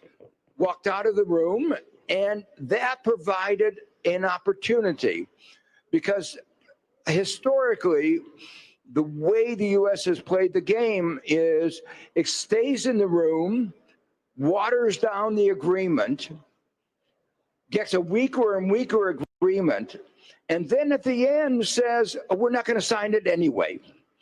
Now it's at least cleaner. They've walked out of the room. You got a good agreement. And now the coalition of willing can go forward. Thank you so much, Professor. Director Gaspar, we have... Muchísimas gracias, profesor. Profesor Víctor, me gustaría también... From the IMF, if increasing taxes is good for growth, or we are still, sorry, or if we're still with this idea of the trickle-down economics, you remember that it will do it by itself. What's your point? How could we argue that increasing taxes is good for growth, or we're still in laughter curve? Or... Thank you so much. So I want to take the viewpoint of the developing world. And I want to draw inspiration from Joseph Schumpeter, who was a minister of finance in Austria shortly after he wrote the paper, Crisis of the Tax State, where he argues, as did the Vice Prime Minister and Minister of Finance of Spain, that the budget is intrinsically political. He was quoting a Austrian sociologist, Rudolf Goldscheid, who argued that the budget is the mirror of the state, stripped of the skeleton of the state, better said, stripped of misleading ideologies. So what the state wants is reflected in the budget. And that makes it fundamentally political. A key message from the Vice Prime Minister that I fully subscribe. And for Schumpeter, tax was the instrument, the financial instrument that distinguishes the state from any other organization. Tax is the instrument that government can use and no other organization, no private or civil society organization can use. He also regarded tax as the most important financial instrument of the state that actually shaped the state itself. Again, the Vice Prime Minister said that in other words. When we think about a developing country, we have to see that tax is what allows fundamental public goods to be delivered. Security and defense, infrastructure, education, health, social cohesion, social insurance, distribution, fairness, justice, equity, public financial management, and finally, allows the government to issue bonds, sovereign bonds, that can be regarded as safe assets. Now, for Schumpeter, the complementarity, the symbiosis between public and private was crucial. And in his view, the state, by issuing safe assets and fostering financial stability and financial development, allowed for relatively easy and cheap financing of entrepreneurship, which is crucial for innovation and technological progress, one of the main drivers of growth, as Professor Joe Stiglitz has emphasized 1 million times, Professor? So this complementarity is absolutely key. Research that we have made at the IMF shows that for countries that have very little capacity to collect tax revenue, they're below a threshold that fully allows them to play a role in society and in growth and competitiveness. We estimate that threshold, that tipping point, someplace above 10% of GDP, and we have been emphasizing repeatedly 15% of GDP, which is the number quoted in the Sevilla Compromiso. And the idea is that when countries go above the tipping point, contrary to the expectation that that would be a cost in terms of growth, growth actually significantly goes up. Because at that point, the state is finally enabled to fully play its role in development and in society. If you allow me, I stop here. For sure. Thank you so much. I will jump to Aminata Touré now. Professor Stiglitz was saying the world can be kept hostage by, this fight against cooperation, especially from the US nowadays. I would like, given your experience as former Prime Minister of Senegal, based on your experience, how can African leadership contribute to this new global consensus on fair taxation? And I would like to know if, from your point of view, does it make sense to continue talking about multilateralism given the recent experience in the G7? Thank you very much. The issue of taxation is a manifestation of the continuum of injustice that the African continent have been going through for centuries. That's another manifestation of it. Let me remind the audience that for this year, African Union theme is about reparations of all the damage and the violation and the looting the continent went through. And it's not because we want to, recall history endlessly, but that's the consequence of the situation we are living in. So I would have loved that we tax, all that was taken from the continent. That would erase our debt, actually. And the situation as we speak, the African Tax Administration Forum, ATAF, it is called, is saying us that the continent loses 50 billion per year through illicit financial flow, and much of it from the multinationals. That's the situation we are in. And in this conference, we talk a lot about the debt crisis. That's precisely that money that we don't get, that we have to go and borrow in the international market at a rate 4 times higher than any country in this planet. Another injustice right there.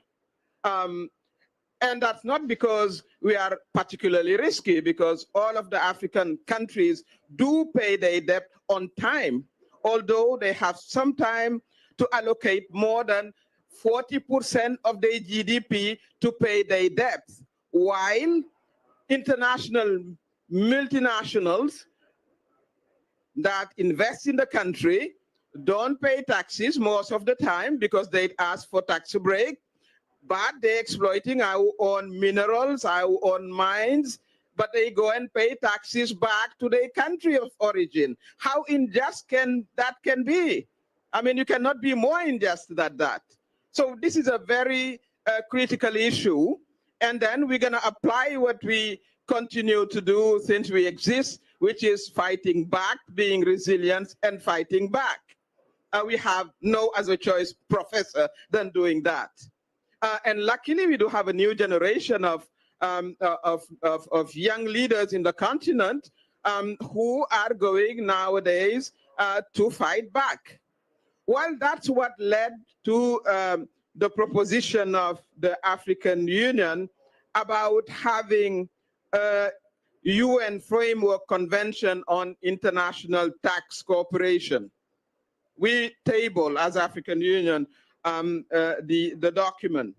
And, well, of course, we want it to be a binding convention. Otherwise, it's going to be a pick and choose. And guess very few will pick. A lot of people will sort of ignore it. So it has to be binding. And it's accompanied by at least 2 early protocols. So we made progress that aim to overhaul global tax governance. And this is what this convention wants to achieve. We just want to ensure fair allocation of taxing rights, especially across borders. That's what I just said. Make sure that people pay the taxes where they exploited, the wealth of the people and the countries. That makes sense. I mean, it's difficult sometimes even to explain because it's so simple, but it's not happening, unfortunately. The convention would like also to combat tax evasion and avoidance by both corporation and wealthy individual. I think, Madam Vice President, you talk about why we should be taxing the rich. I mean, another obvious, issue. Well, because everybody's paying tax proportionately to what you make. So when you make more money, well, you pay more taxes. I think a kid from primary school should be able to understand that. But unfortunately, that's not what is happening. And we do have the wrong argument saying that, well, if you tax the rich, they're gonna run away. That's not true. There is studies showing that when the taxes are reasonable, they stay because they want to continue to make money. So that's not a right argument. Another argument is to say, well, they were smart enough and they made their money. So why do you want to go after them? But they use the infrastructure, then you, I, us, pay us taxes to develop their activities and to make money. So it's only just that they pay more. And of course, I mean, they contribute, most of them, if you look into, what they're doing to the pollution of the climate. So we need to tax them more so we have more funding to redress, the situation of climate change. So they definitely need to pay more taxes. We should tax the super rich.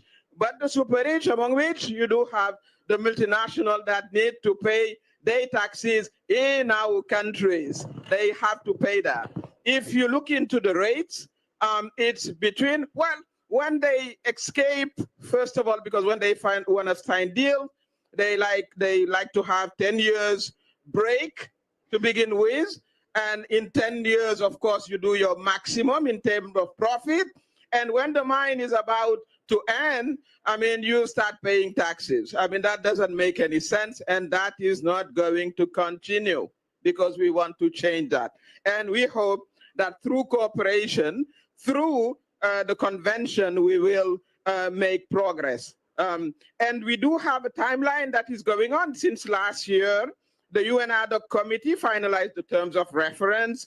Last December, the UN General Assembly approve the terms of reference and set up an intergovernmental negotiating committee, of course, to which the United States doesn't belong. But we're going to carry on because it's 194 countries, and the maximum would like that to happen. So let's watch out and let's support that initiative, which is a good manifestation, positive manifestation of multilateralism. That's what multilateralism is all about. Let's sit down as a civilized global community to watch about our own interests, but also our common interests. That's what multilateralism is. You gain, I gain. But it's not only, I'm super rich, you remain poor. No, no, no, that has to end. Thank you very much. Thank you.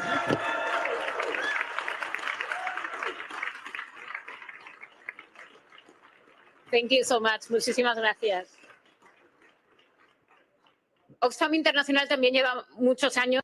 Oxfam International has been progressing many years too, and making progress is fighting inequalities and fighting towards development. So in this context, we've mentioned the commitment of Seville, and I wanted to ask maybe a non-politically correct question, but do you think this commitment of Seville about fighting inequalities, taxing the super rich, can be useless again?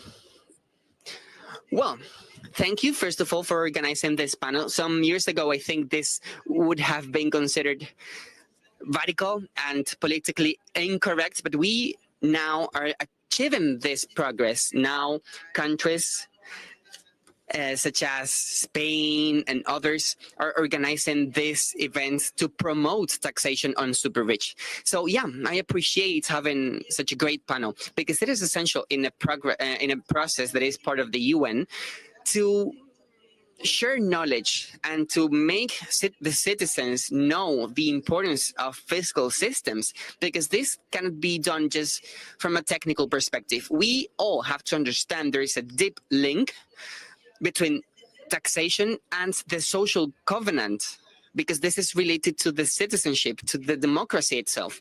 So I'd like to thank the Vice President of Spain, because we really like to see some progress and also alerts, because we have seen the figures that are concerning, and we need to have more countries on board to make progress. When we were reflecting about the path, how we reached here, it is important to mention 192 countries have agreed in something in a context that we have today, and we have consensus. So having consensus now in this context and after the G7, that is very relevant. It's very symbolic. It shows the political goodwill we have in most countries. This makes us be available to say that taxation of super rich is not a problem, because 192 acknowledge that if we want to bridge the gap in this end, we need to do that. And yeah, we have a financial gap that is huge.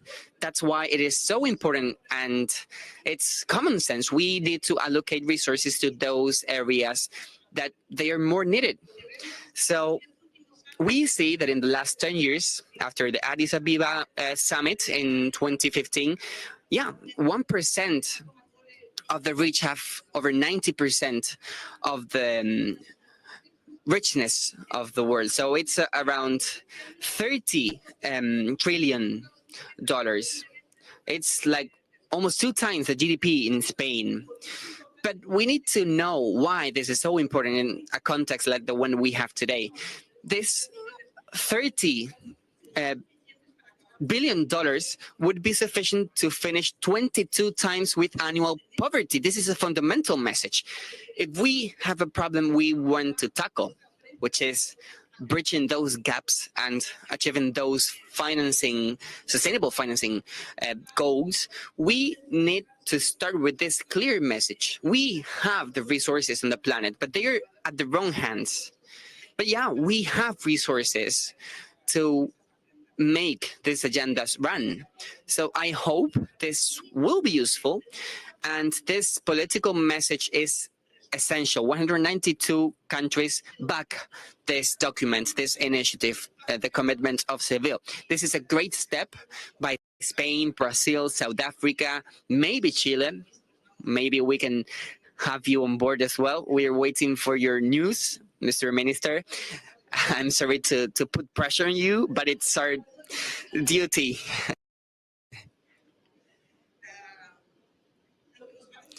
But we think that in this context, what we need is not just wait until we have better conditions for having global consensus. There will not be perfect conditions. This is not the first time we have countries joining in small groups for having initiatives. As the Vice President was saying, we were starting to talk about the digital tax, just a few countries, and we tried to keep fostering that. We were just a small group of countries that started to discuss how we could lead this initiative and letting the world know that we could have good technical solutions. So this is not just technical. When we have political goodwill, the technical part is going to work. What we need is to have this as something mainstream. This super rich taxation should not be a radical agenda, but just the mirror of that political goodwill, of that commitment. And what is more important, progressive governments can respond to their citizens and say, I know that even if in 10 years we have been growing little by little and the rich is getting richer, now we have the opportunity to start to do something different. We can build a shared international agenda on taxation for super rich, because 9 out of 10 citizens in the country, this is a recent survey we had with Greenpeace, 9 out of 10 citizens of the countries where we had the survey done say they're willing to support such an initiative like this one on taxes for the super rich. So this is not radical. What is radical is not to do this at this point. We hope this is not useless, this document, the commitment of Seville. We hope governments are not radical, but they should have common sense and start to implement solutions like this one, because they are going to work. And yeah, we have to avoid what Mr. Ray was saying. Countries should not be poorer and poorer. They need to use their own resources to redistribute richness, because it's a shared wealth, shared good. Thank you. Thank you so much for what you've said, with what you have shared, because I think that in the sharing of all the angles, you have shown us a really interesting scenario and such a fruitful one. Now I'd like to land these things and have a few questions for Minister of Finance of Chile, and also more questions afterwards.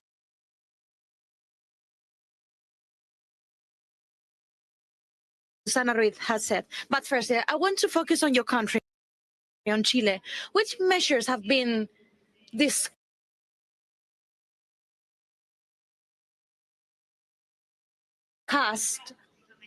in order to move forward to a tax progression? Sí. Bueno, muchas gracias por la pregunta. Thank you so much for your question. And firstly, I answer what Susana Ruiz said. Of course, we joined this initiative with pleasure. When we started to take part from the very beginning of this, we have been part of the discussion of the agreements of the OECD. We support the United Nations process, and of course, we are living in our own shoes the things we are currently discussing. Answering the question that has been said, the biggest frustration I have had as a Minister of Finance of Chile is having taxation reform not approved. That is one of the things we have just discussed. This happened in March 2023. We had a proposal that was rejected that wanted to be the 20.5% of the GDP, including measures that wanted to have changes in the taxation to make it more progressive, and also a taxation on the heritage. But there was a rejection of this project, as I've said. But we didn't give up. We keep fighting. We strengthened discussion with citizens, with political parties, and we generate a project on a tributation compliance that was passed a couple months ago, and that now is being implemented. And this has to do with what we are currently discussing here. Because the global agreements have a double meaning, in my point of view. On the one hand, we have the practical dimension, if it's possible, having a group of countries to agree to implement something or to set some borders on a taxation structure is something relevant. And also there's a risk between taxation among companies. But there's another dimension we should focus on, that is the legitimacy of the discussion in countries. I think that the Oxfam representative said the thing on legitimacy, that common sense versus radicalism. When there's agreement at the global level, there's more common sense. And therefore, common sense proposals couldn't be seen as radicals. I think this is something that should be bear in mind, of course. And what is the relationship of all of these related to taxation, compliance, and all these things that have been mentioned? When we said that the 1% or 0.1% of the population pays less than the average sector, is not because taxation systems are designed in a way to make them be as this. It's because the capacity of those that have more money to have more advocacy, to have more taxation support, to not pay taxes is bigger. So imagine here this room full of tax advisors. They would not fit this room. And what does this mean? It means that taxation administrations need to have a backup support. Having taxation systems that are more difficult to be rejected, and they need to be more skills to anticipate to those rejections. For example, having anti-election norms. They would have capacity to access more information and to avoid this tax avoidance. In Chile, there's been a discussion on bank secrets because there's still protection level that is not present in other countries that are much more capitalist.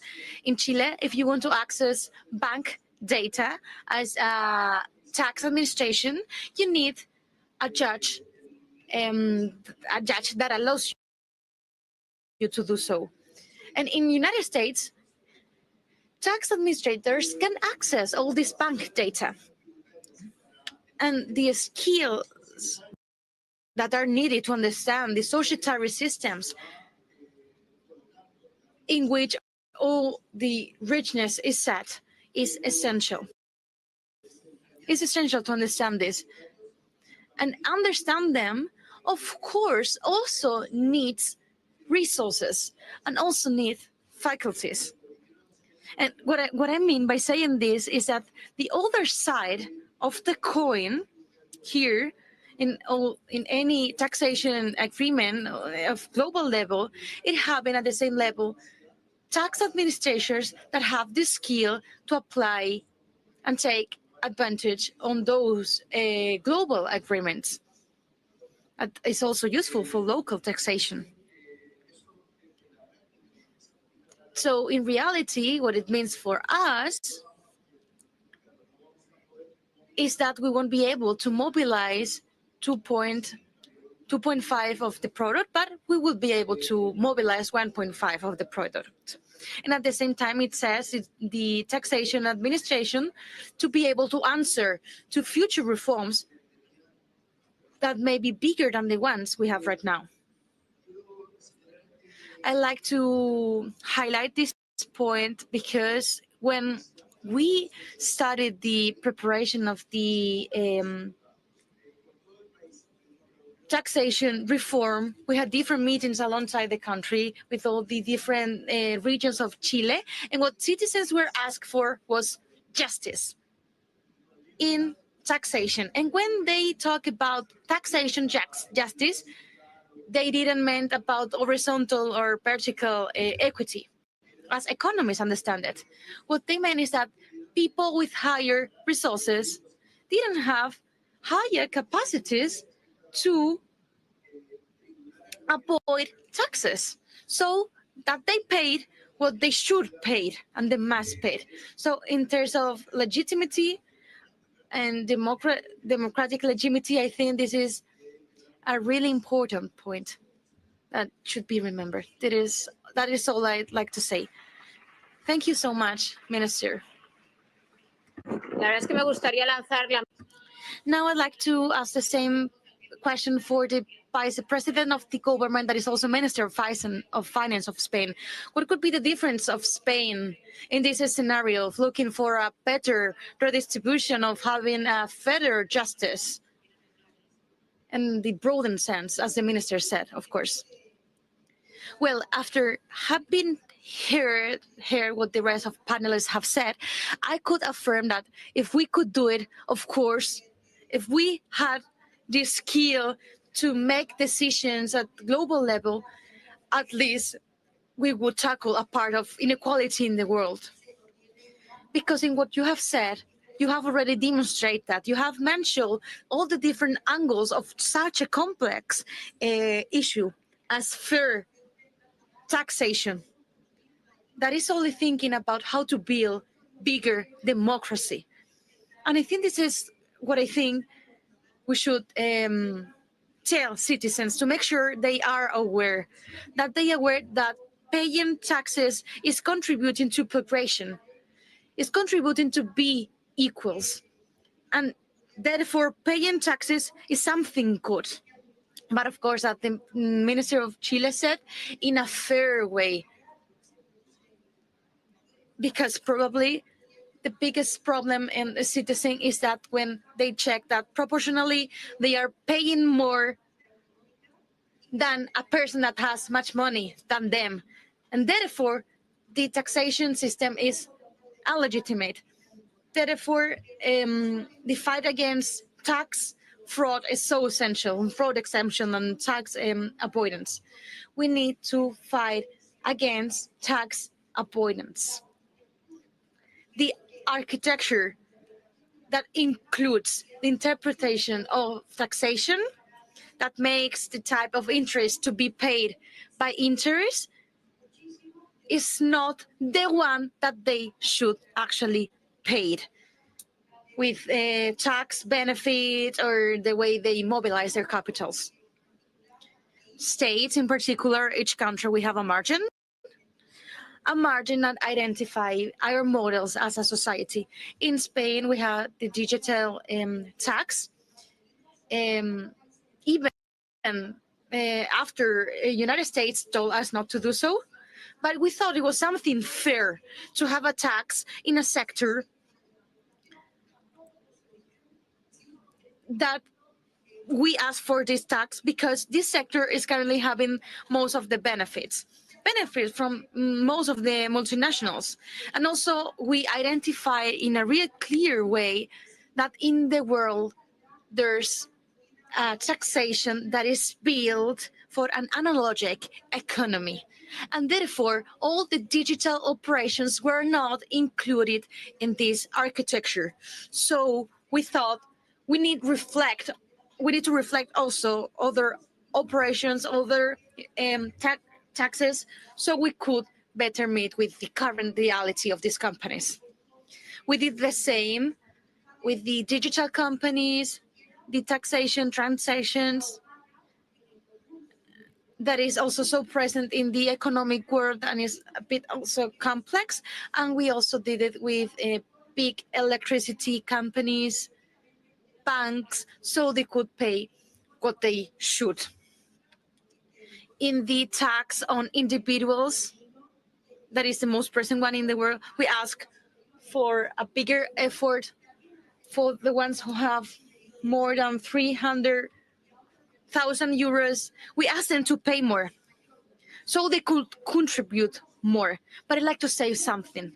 It's not possible to move forward with countries' taxation if there's no global agreement. Because if a country is more aggressive on taxation issues, they cannot mobilize the capital to all the sides of the world. We find this with the 15%. And also, it happens with something that was mentioned on this panel. We have to make companies pay when there's exploitation, or better said, when there's consumption, and the grassroots of the problem, where the benefits are. So it should not depend so much on the tax office of a company that could move depending on the benefits on a country, but that should pay where consumption is being produced, when they are manufacturing.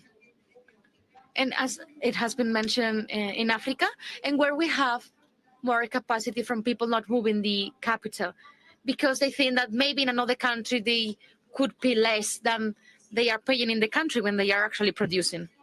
So we need to be an example for the rest of the countries, and we need to overcome all the challenges in the way. For example, the tariffs way.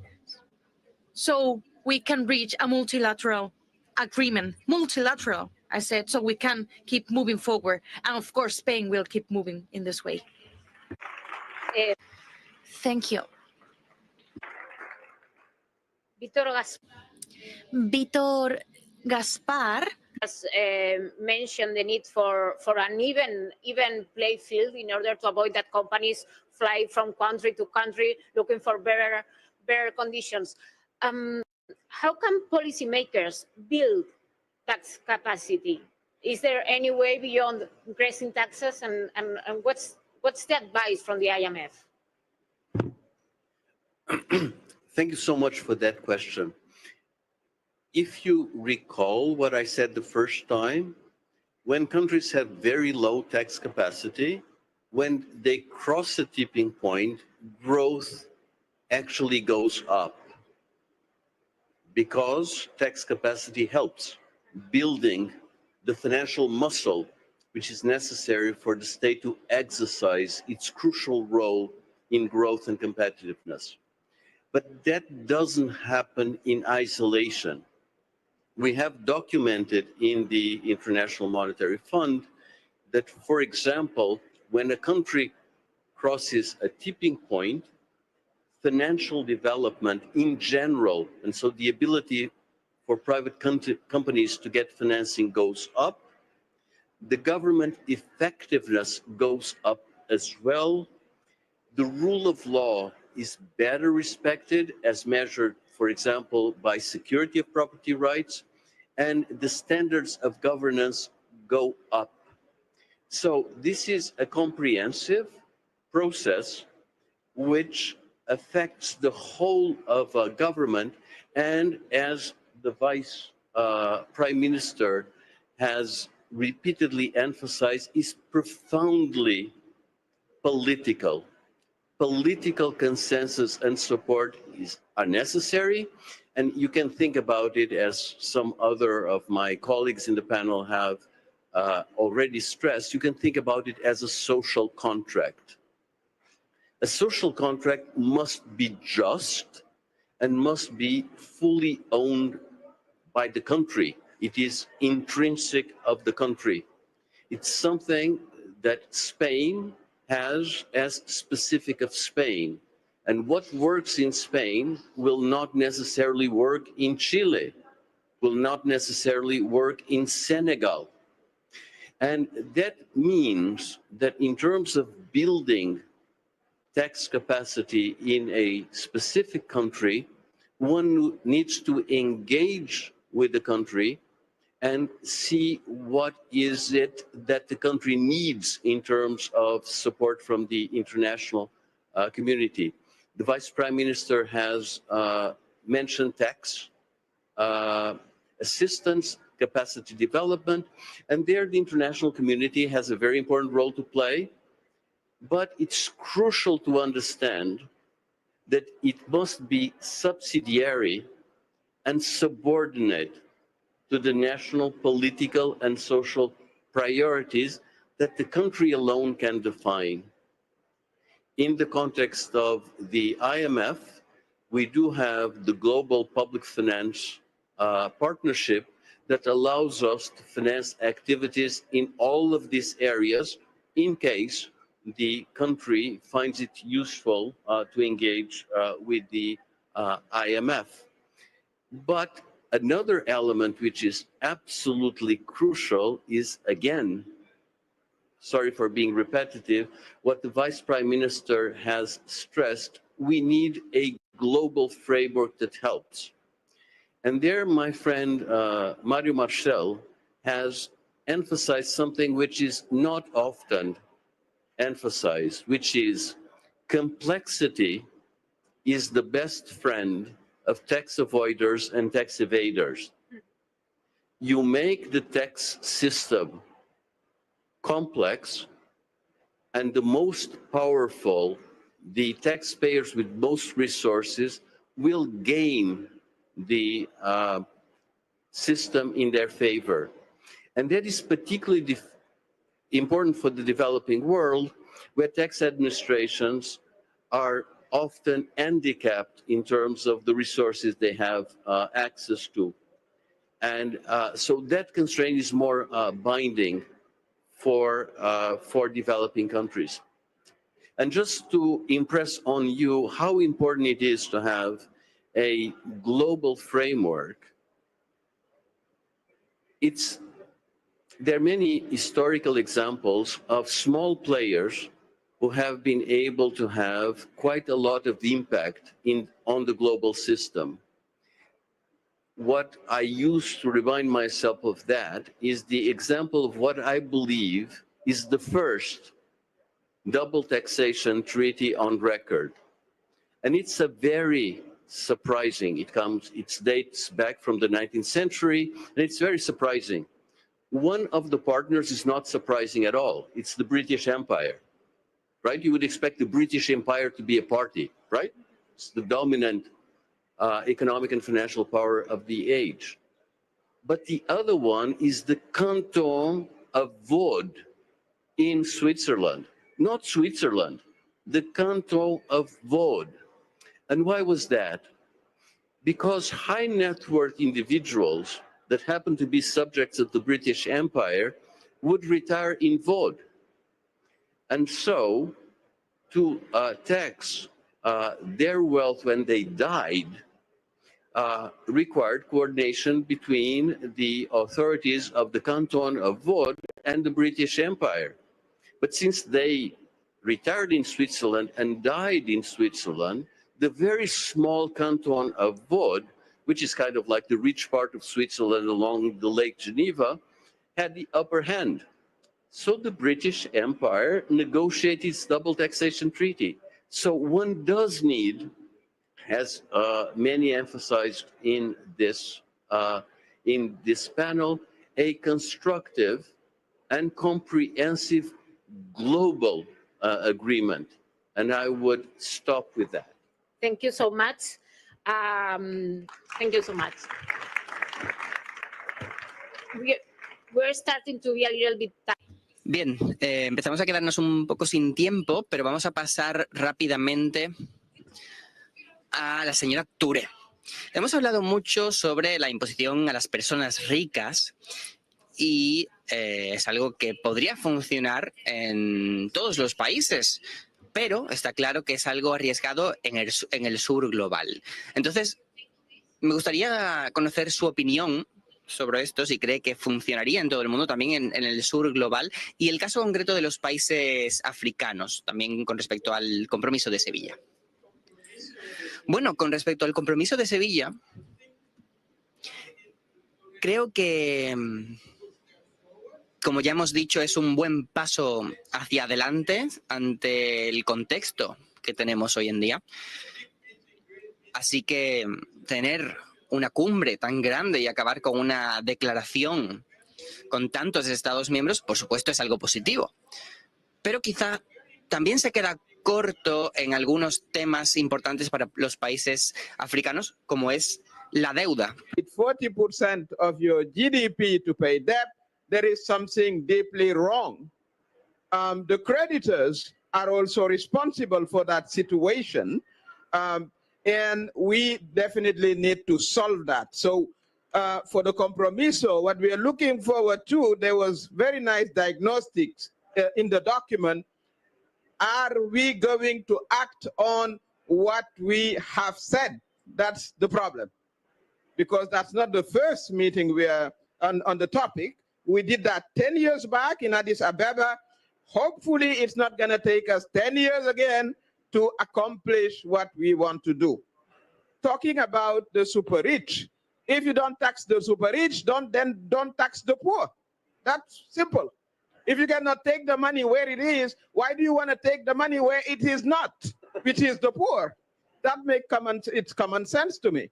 So it is going to work.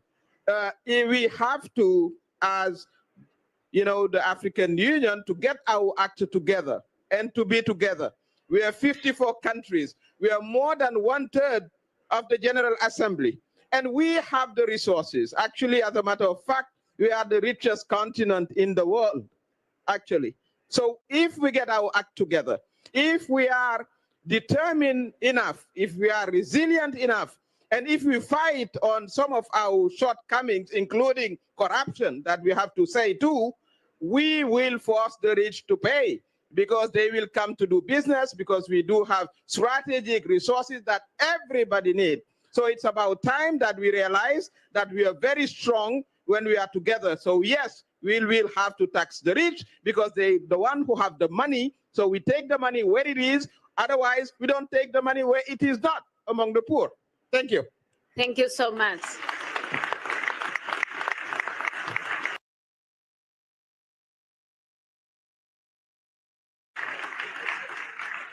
Ministro Marcel, ¿cuál es la importancia? So, Minister Marcel, what is the importance you give to multilateral agreements, and especially for a fairer taxation system?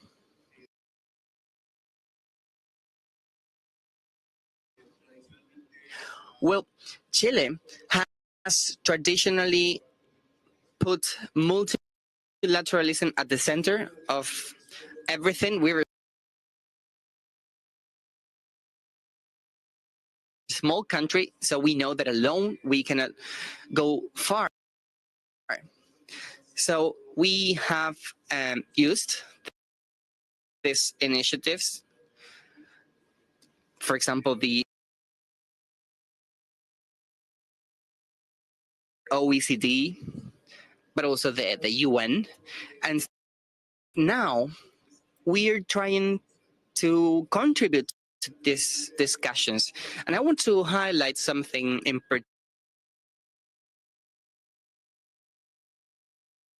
particular,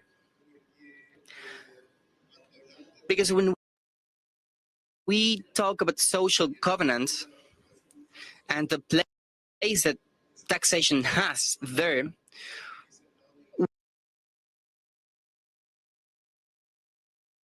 we find another side, which is public expense. And Vitor mentioned a very important case when he referred to that tipping point. That tipping point Victor was mentioning has not just to do with taxation, but also with expenditure. Because there are small states that are at risk of being less efficient or less transparent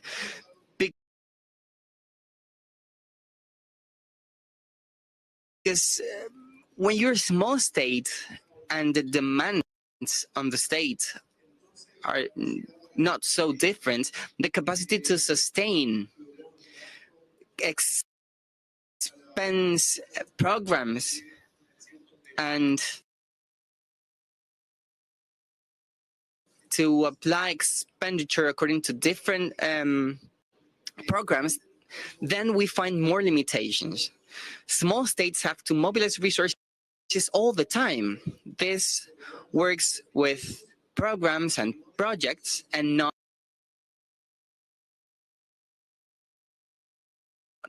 with services as such. So this involves a higher level of discretion or discretion. Sorry. So these usually creates a non-ending, a vicious circle, which is difficult to exit. And this is why global agreements are so important.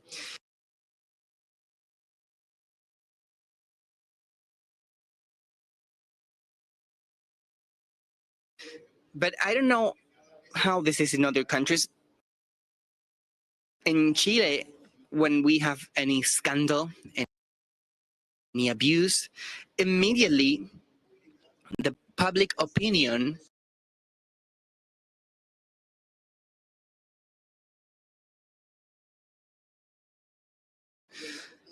could say, well, this proves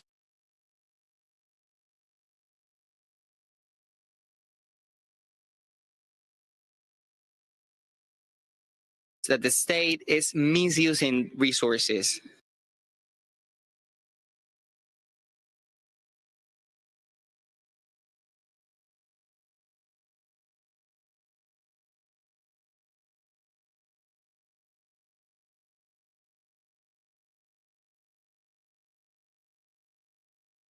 Both the rationale for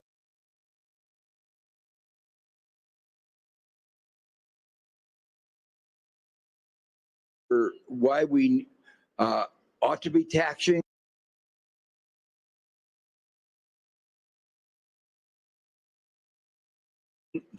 the super rich.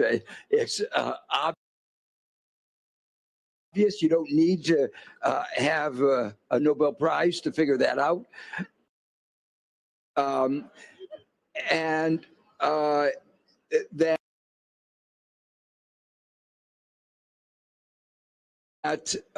in fact, the world that we have today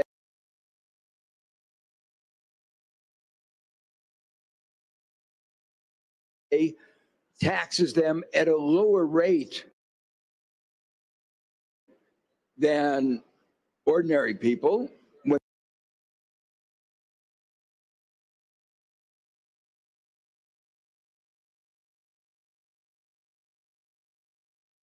they should be taxed at a higher rate.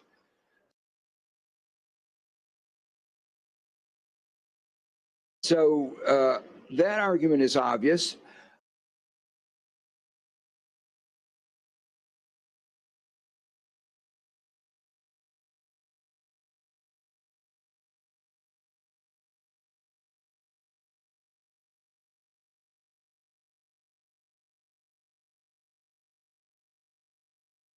Of what has happened with globalization,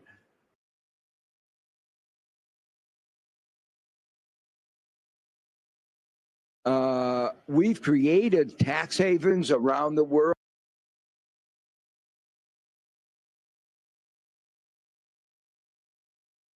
world. When I say we've created them, they are the creation of the global community. We could have regulated them.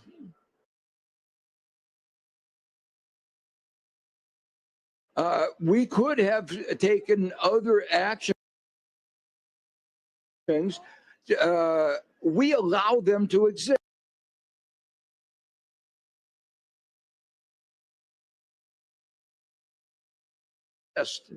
And when I say we, why are they there? Well, there are some special interests who benefit from them, and I'll come back to that in a second. So one of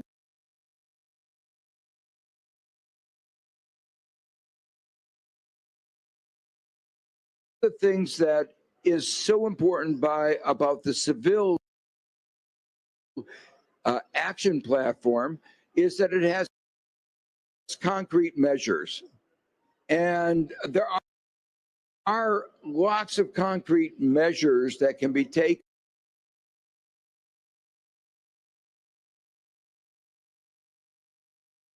to deal with the tax avoidance that globalization has facilitated. Issues about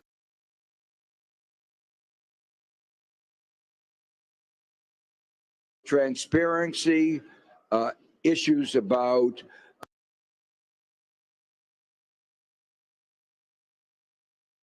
global registry. There are many particular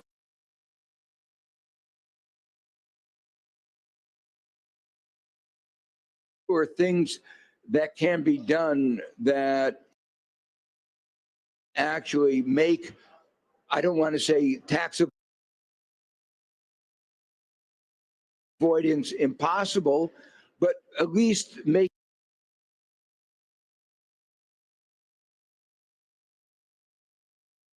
it much more difficult. So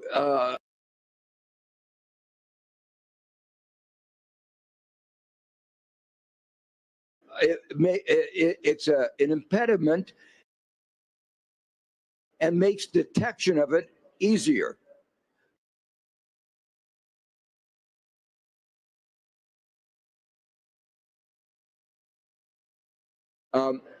Let me,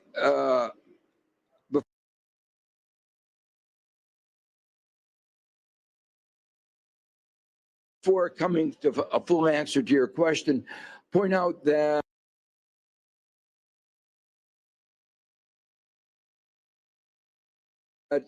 while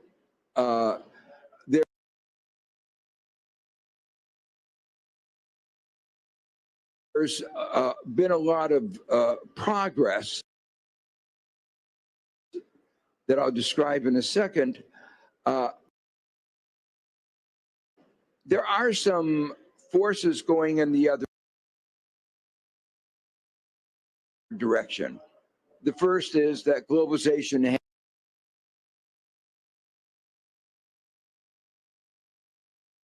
has opened up new opportunities for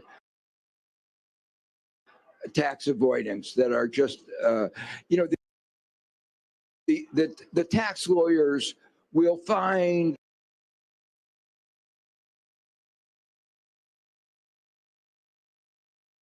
the example of the digital taxes of Apple using Ireland to move all the profits they made in Europe to Ireland, and then using a very special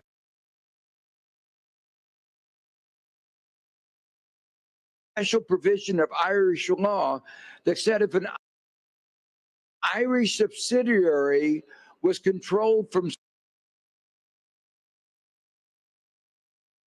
somewhere else, which was Silicon Valley, they didn't have to pay taxes in Ireland. So they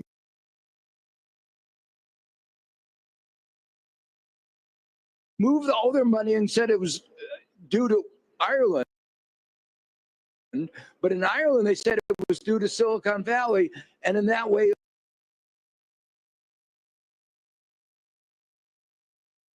avoided taxes almost completely. So that's the wonders of globalization. But that is what has to be counteracted by specific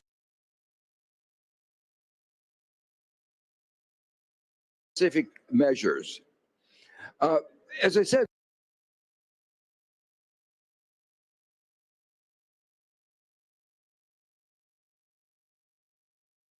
there are some not a surprise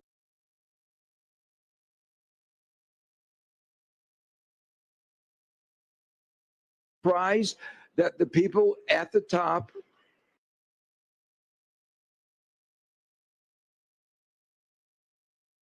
have money to lobby not to be taxed, have money to hire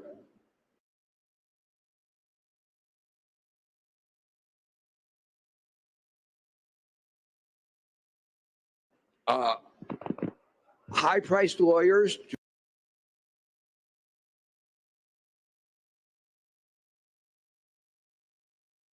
to figure out these complexities to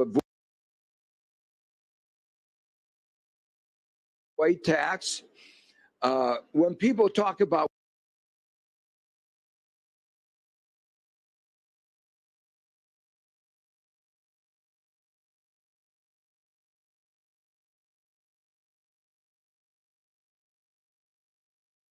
to keep this agenda going forward, which I think is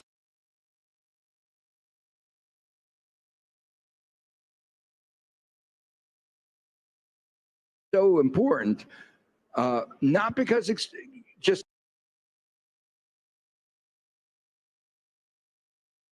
going after social taxing the rich in the rich countries, but because countries need the money. The world needs the money in order to address the problem of poverty,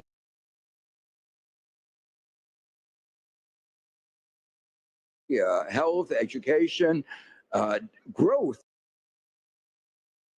in the developing world. Thank you so much.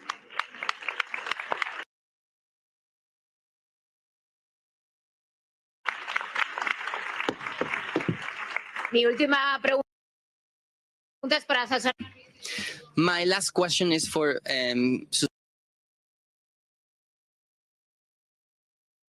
Susana Ruiz. She has two challenges. First of all, she has to be brief. We are out of time. And then we need a good conclusion. So my question is, can we think about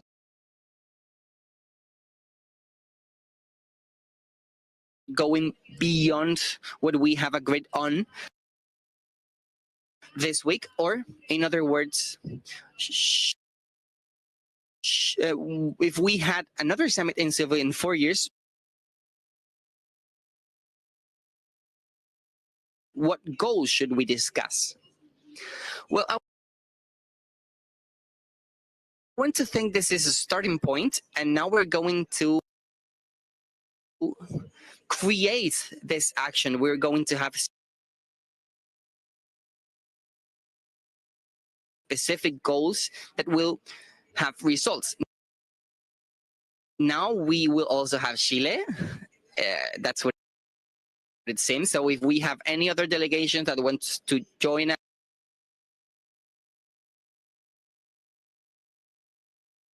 us, you can come to us.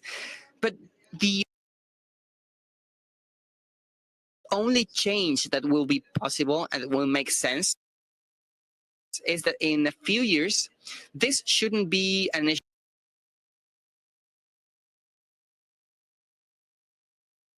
led by 4 or 5 countries, but it should represent the sentiment and the goodwill of many more countries. Because we can have a space where we discuss about solving global development challenges when we have superpowers that play with our interests but don't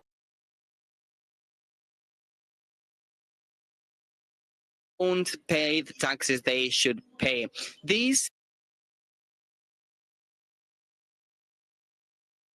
has to be a model where we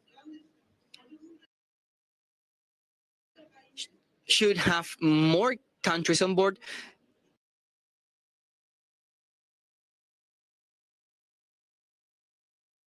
but not pressure on unilateralism. We cannot have one country imposing conditions to others. We have to collect the goodwill of all countries. Maybe in 3-4 years, we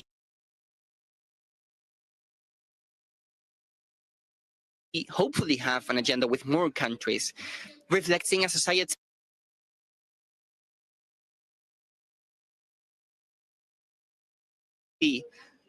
that will not have just 5 billionaires that it looks like they can end poverty. That is a bad sign, and I hope that changes in the future, in the next Seville summit, because this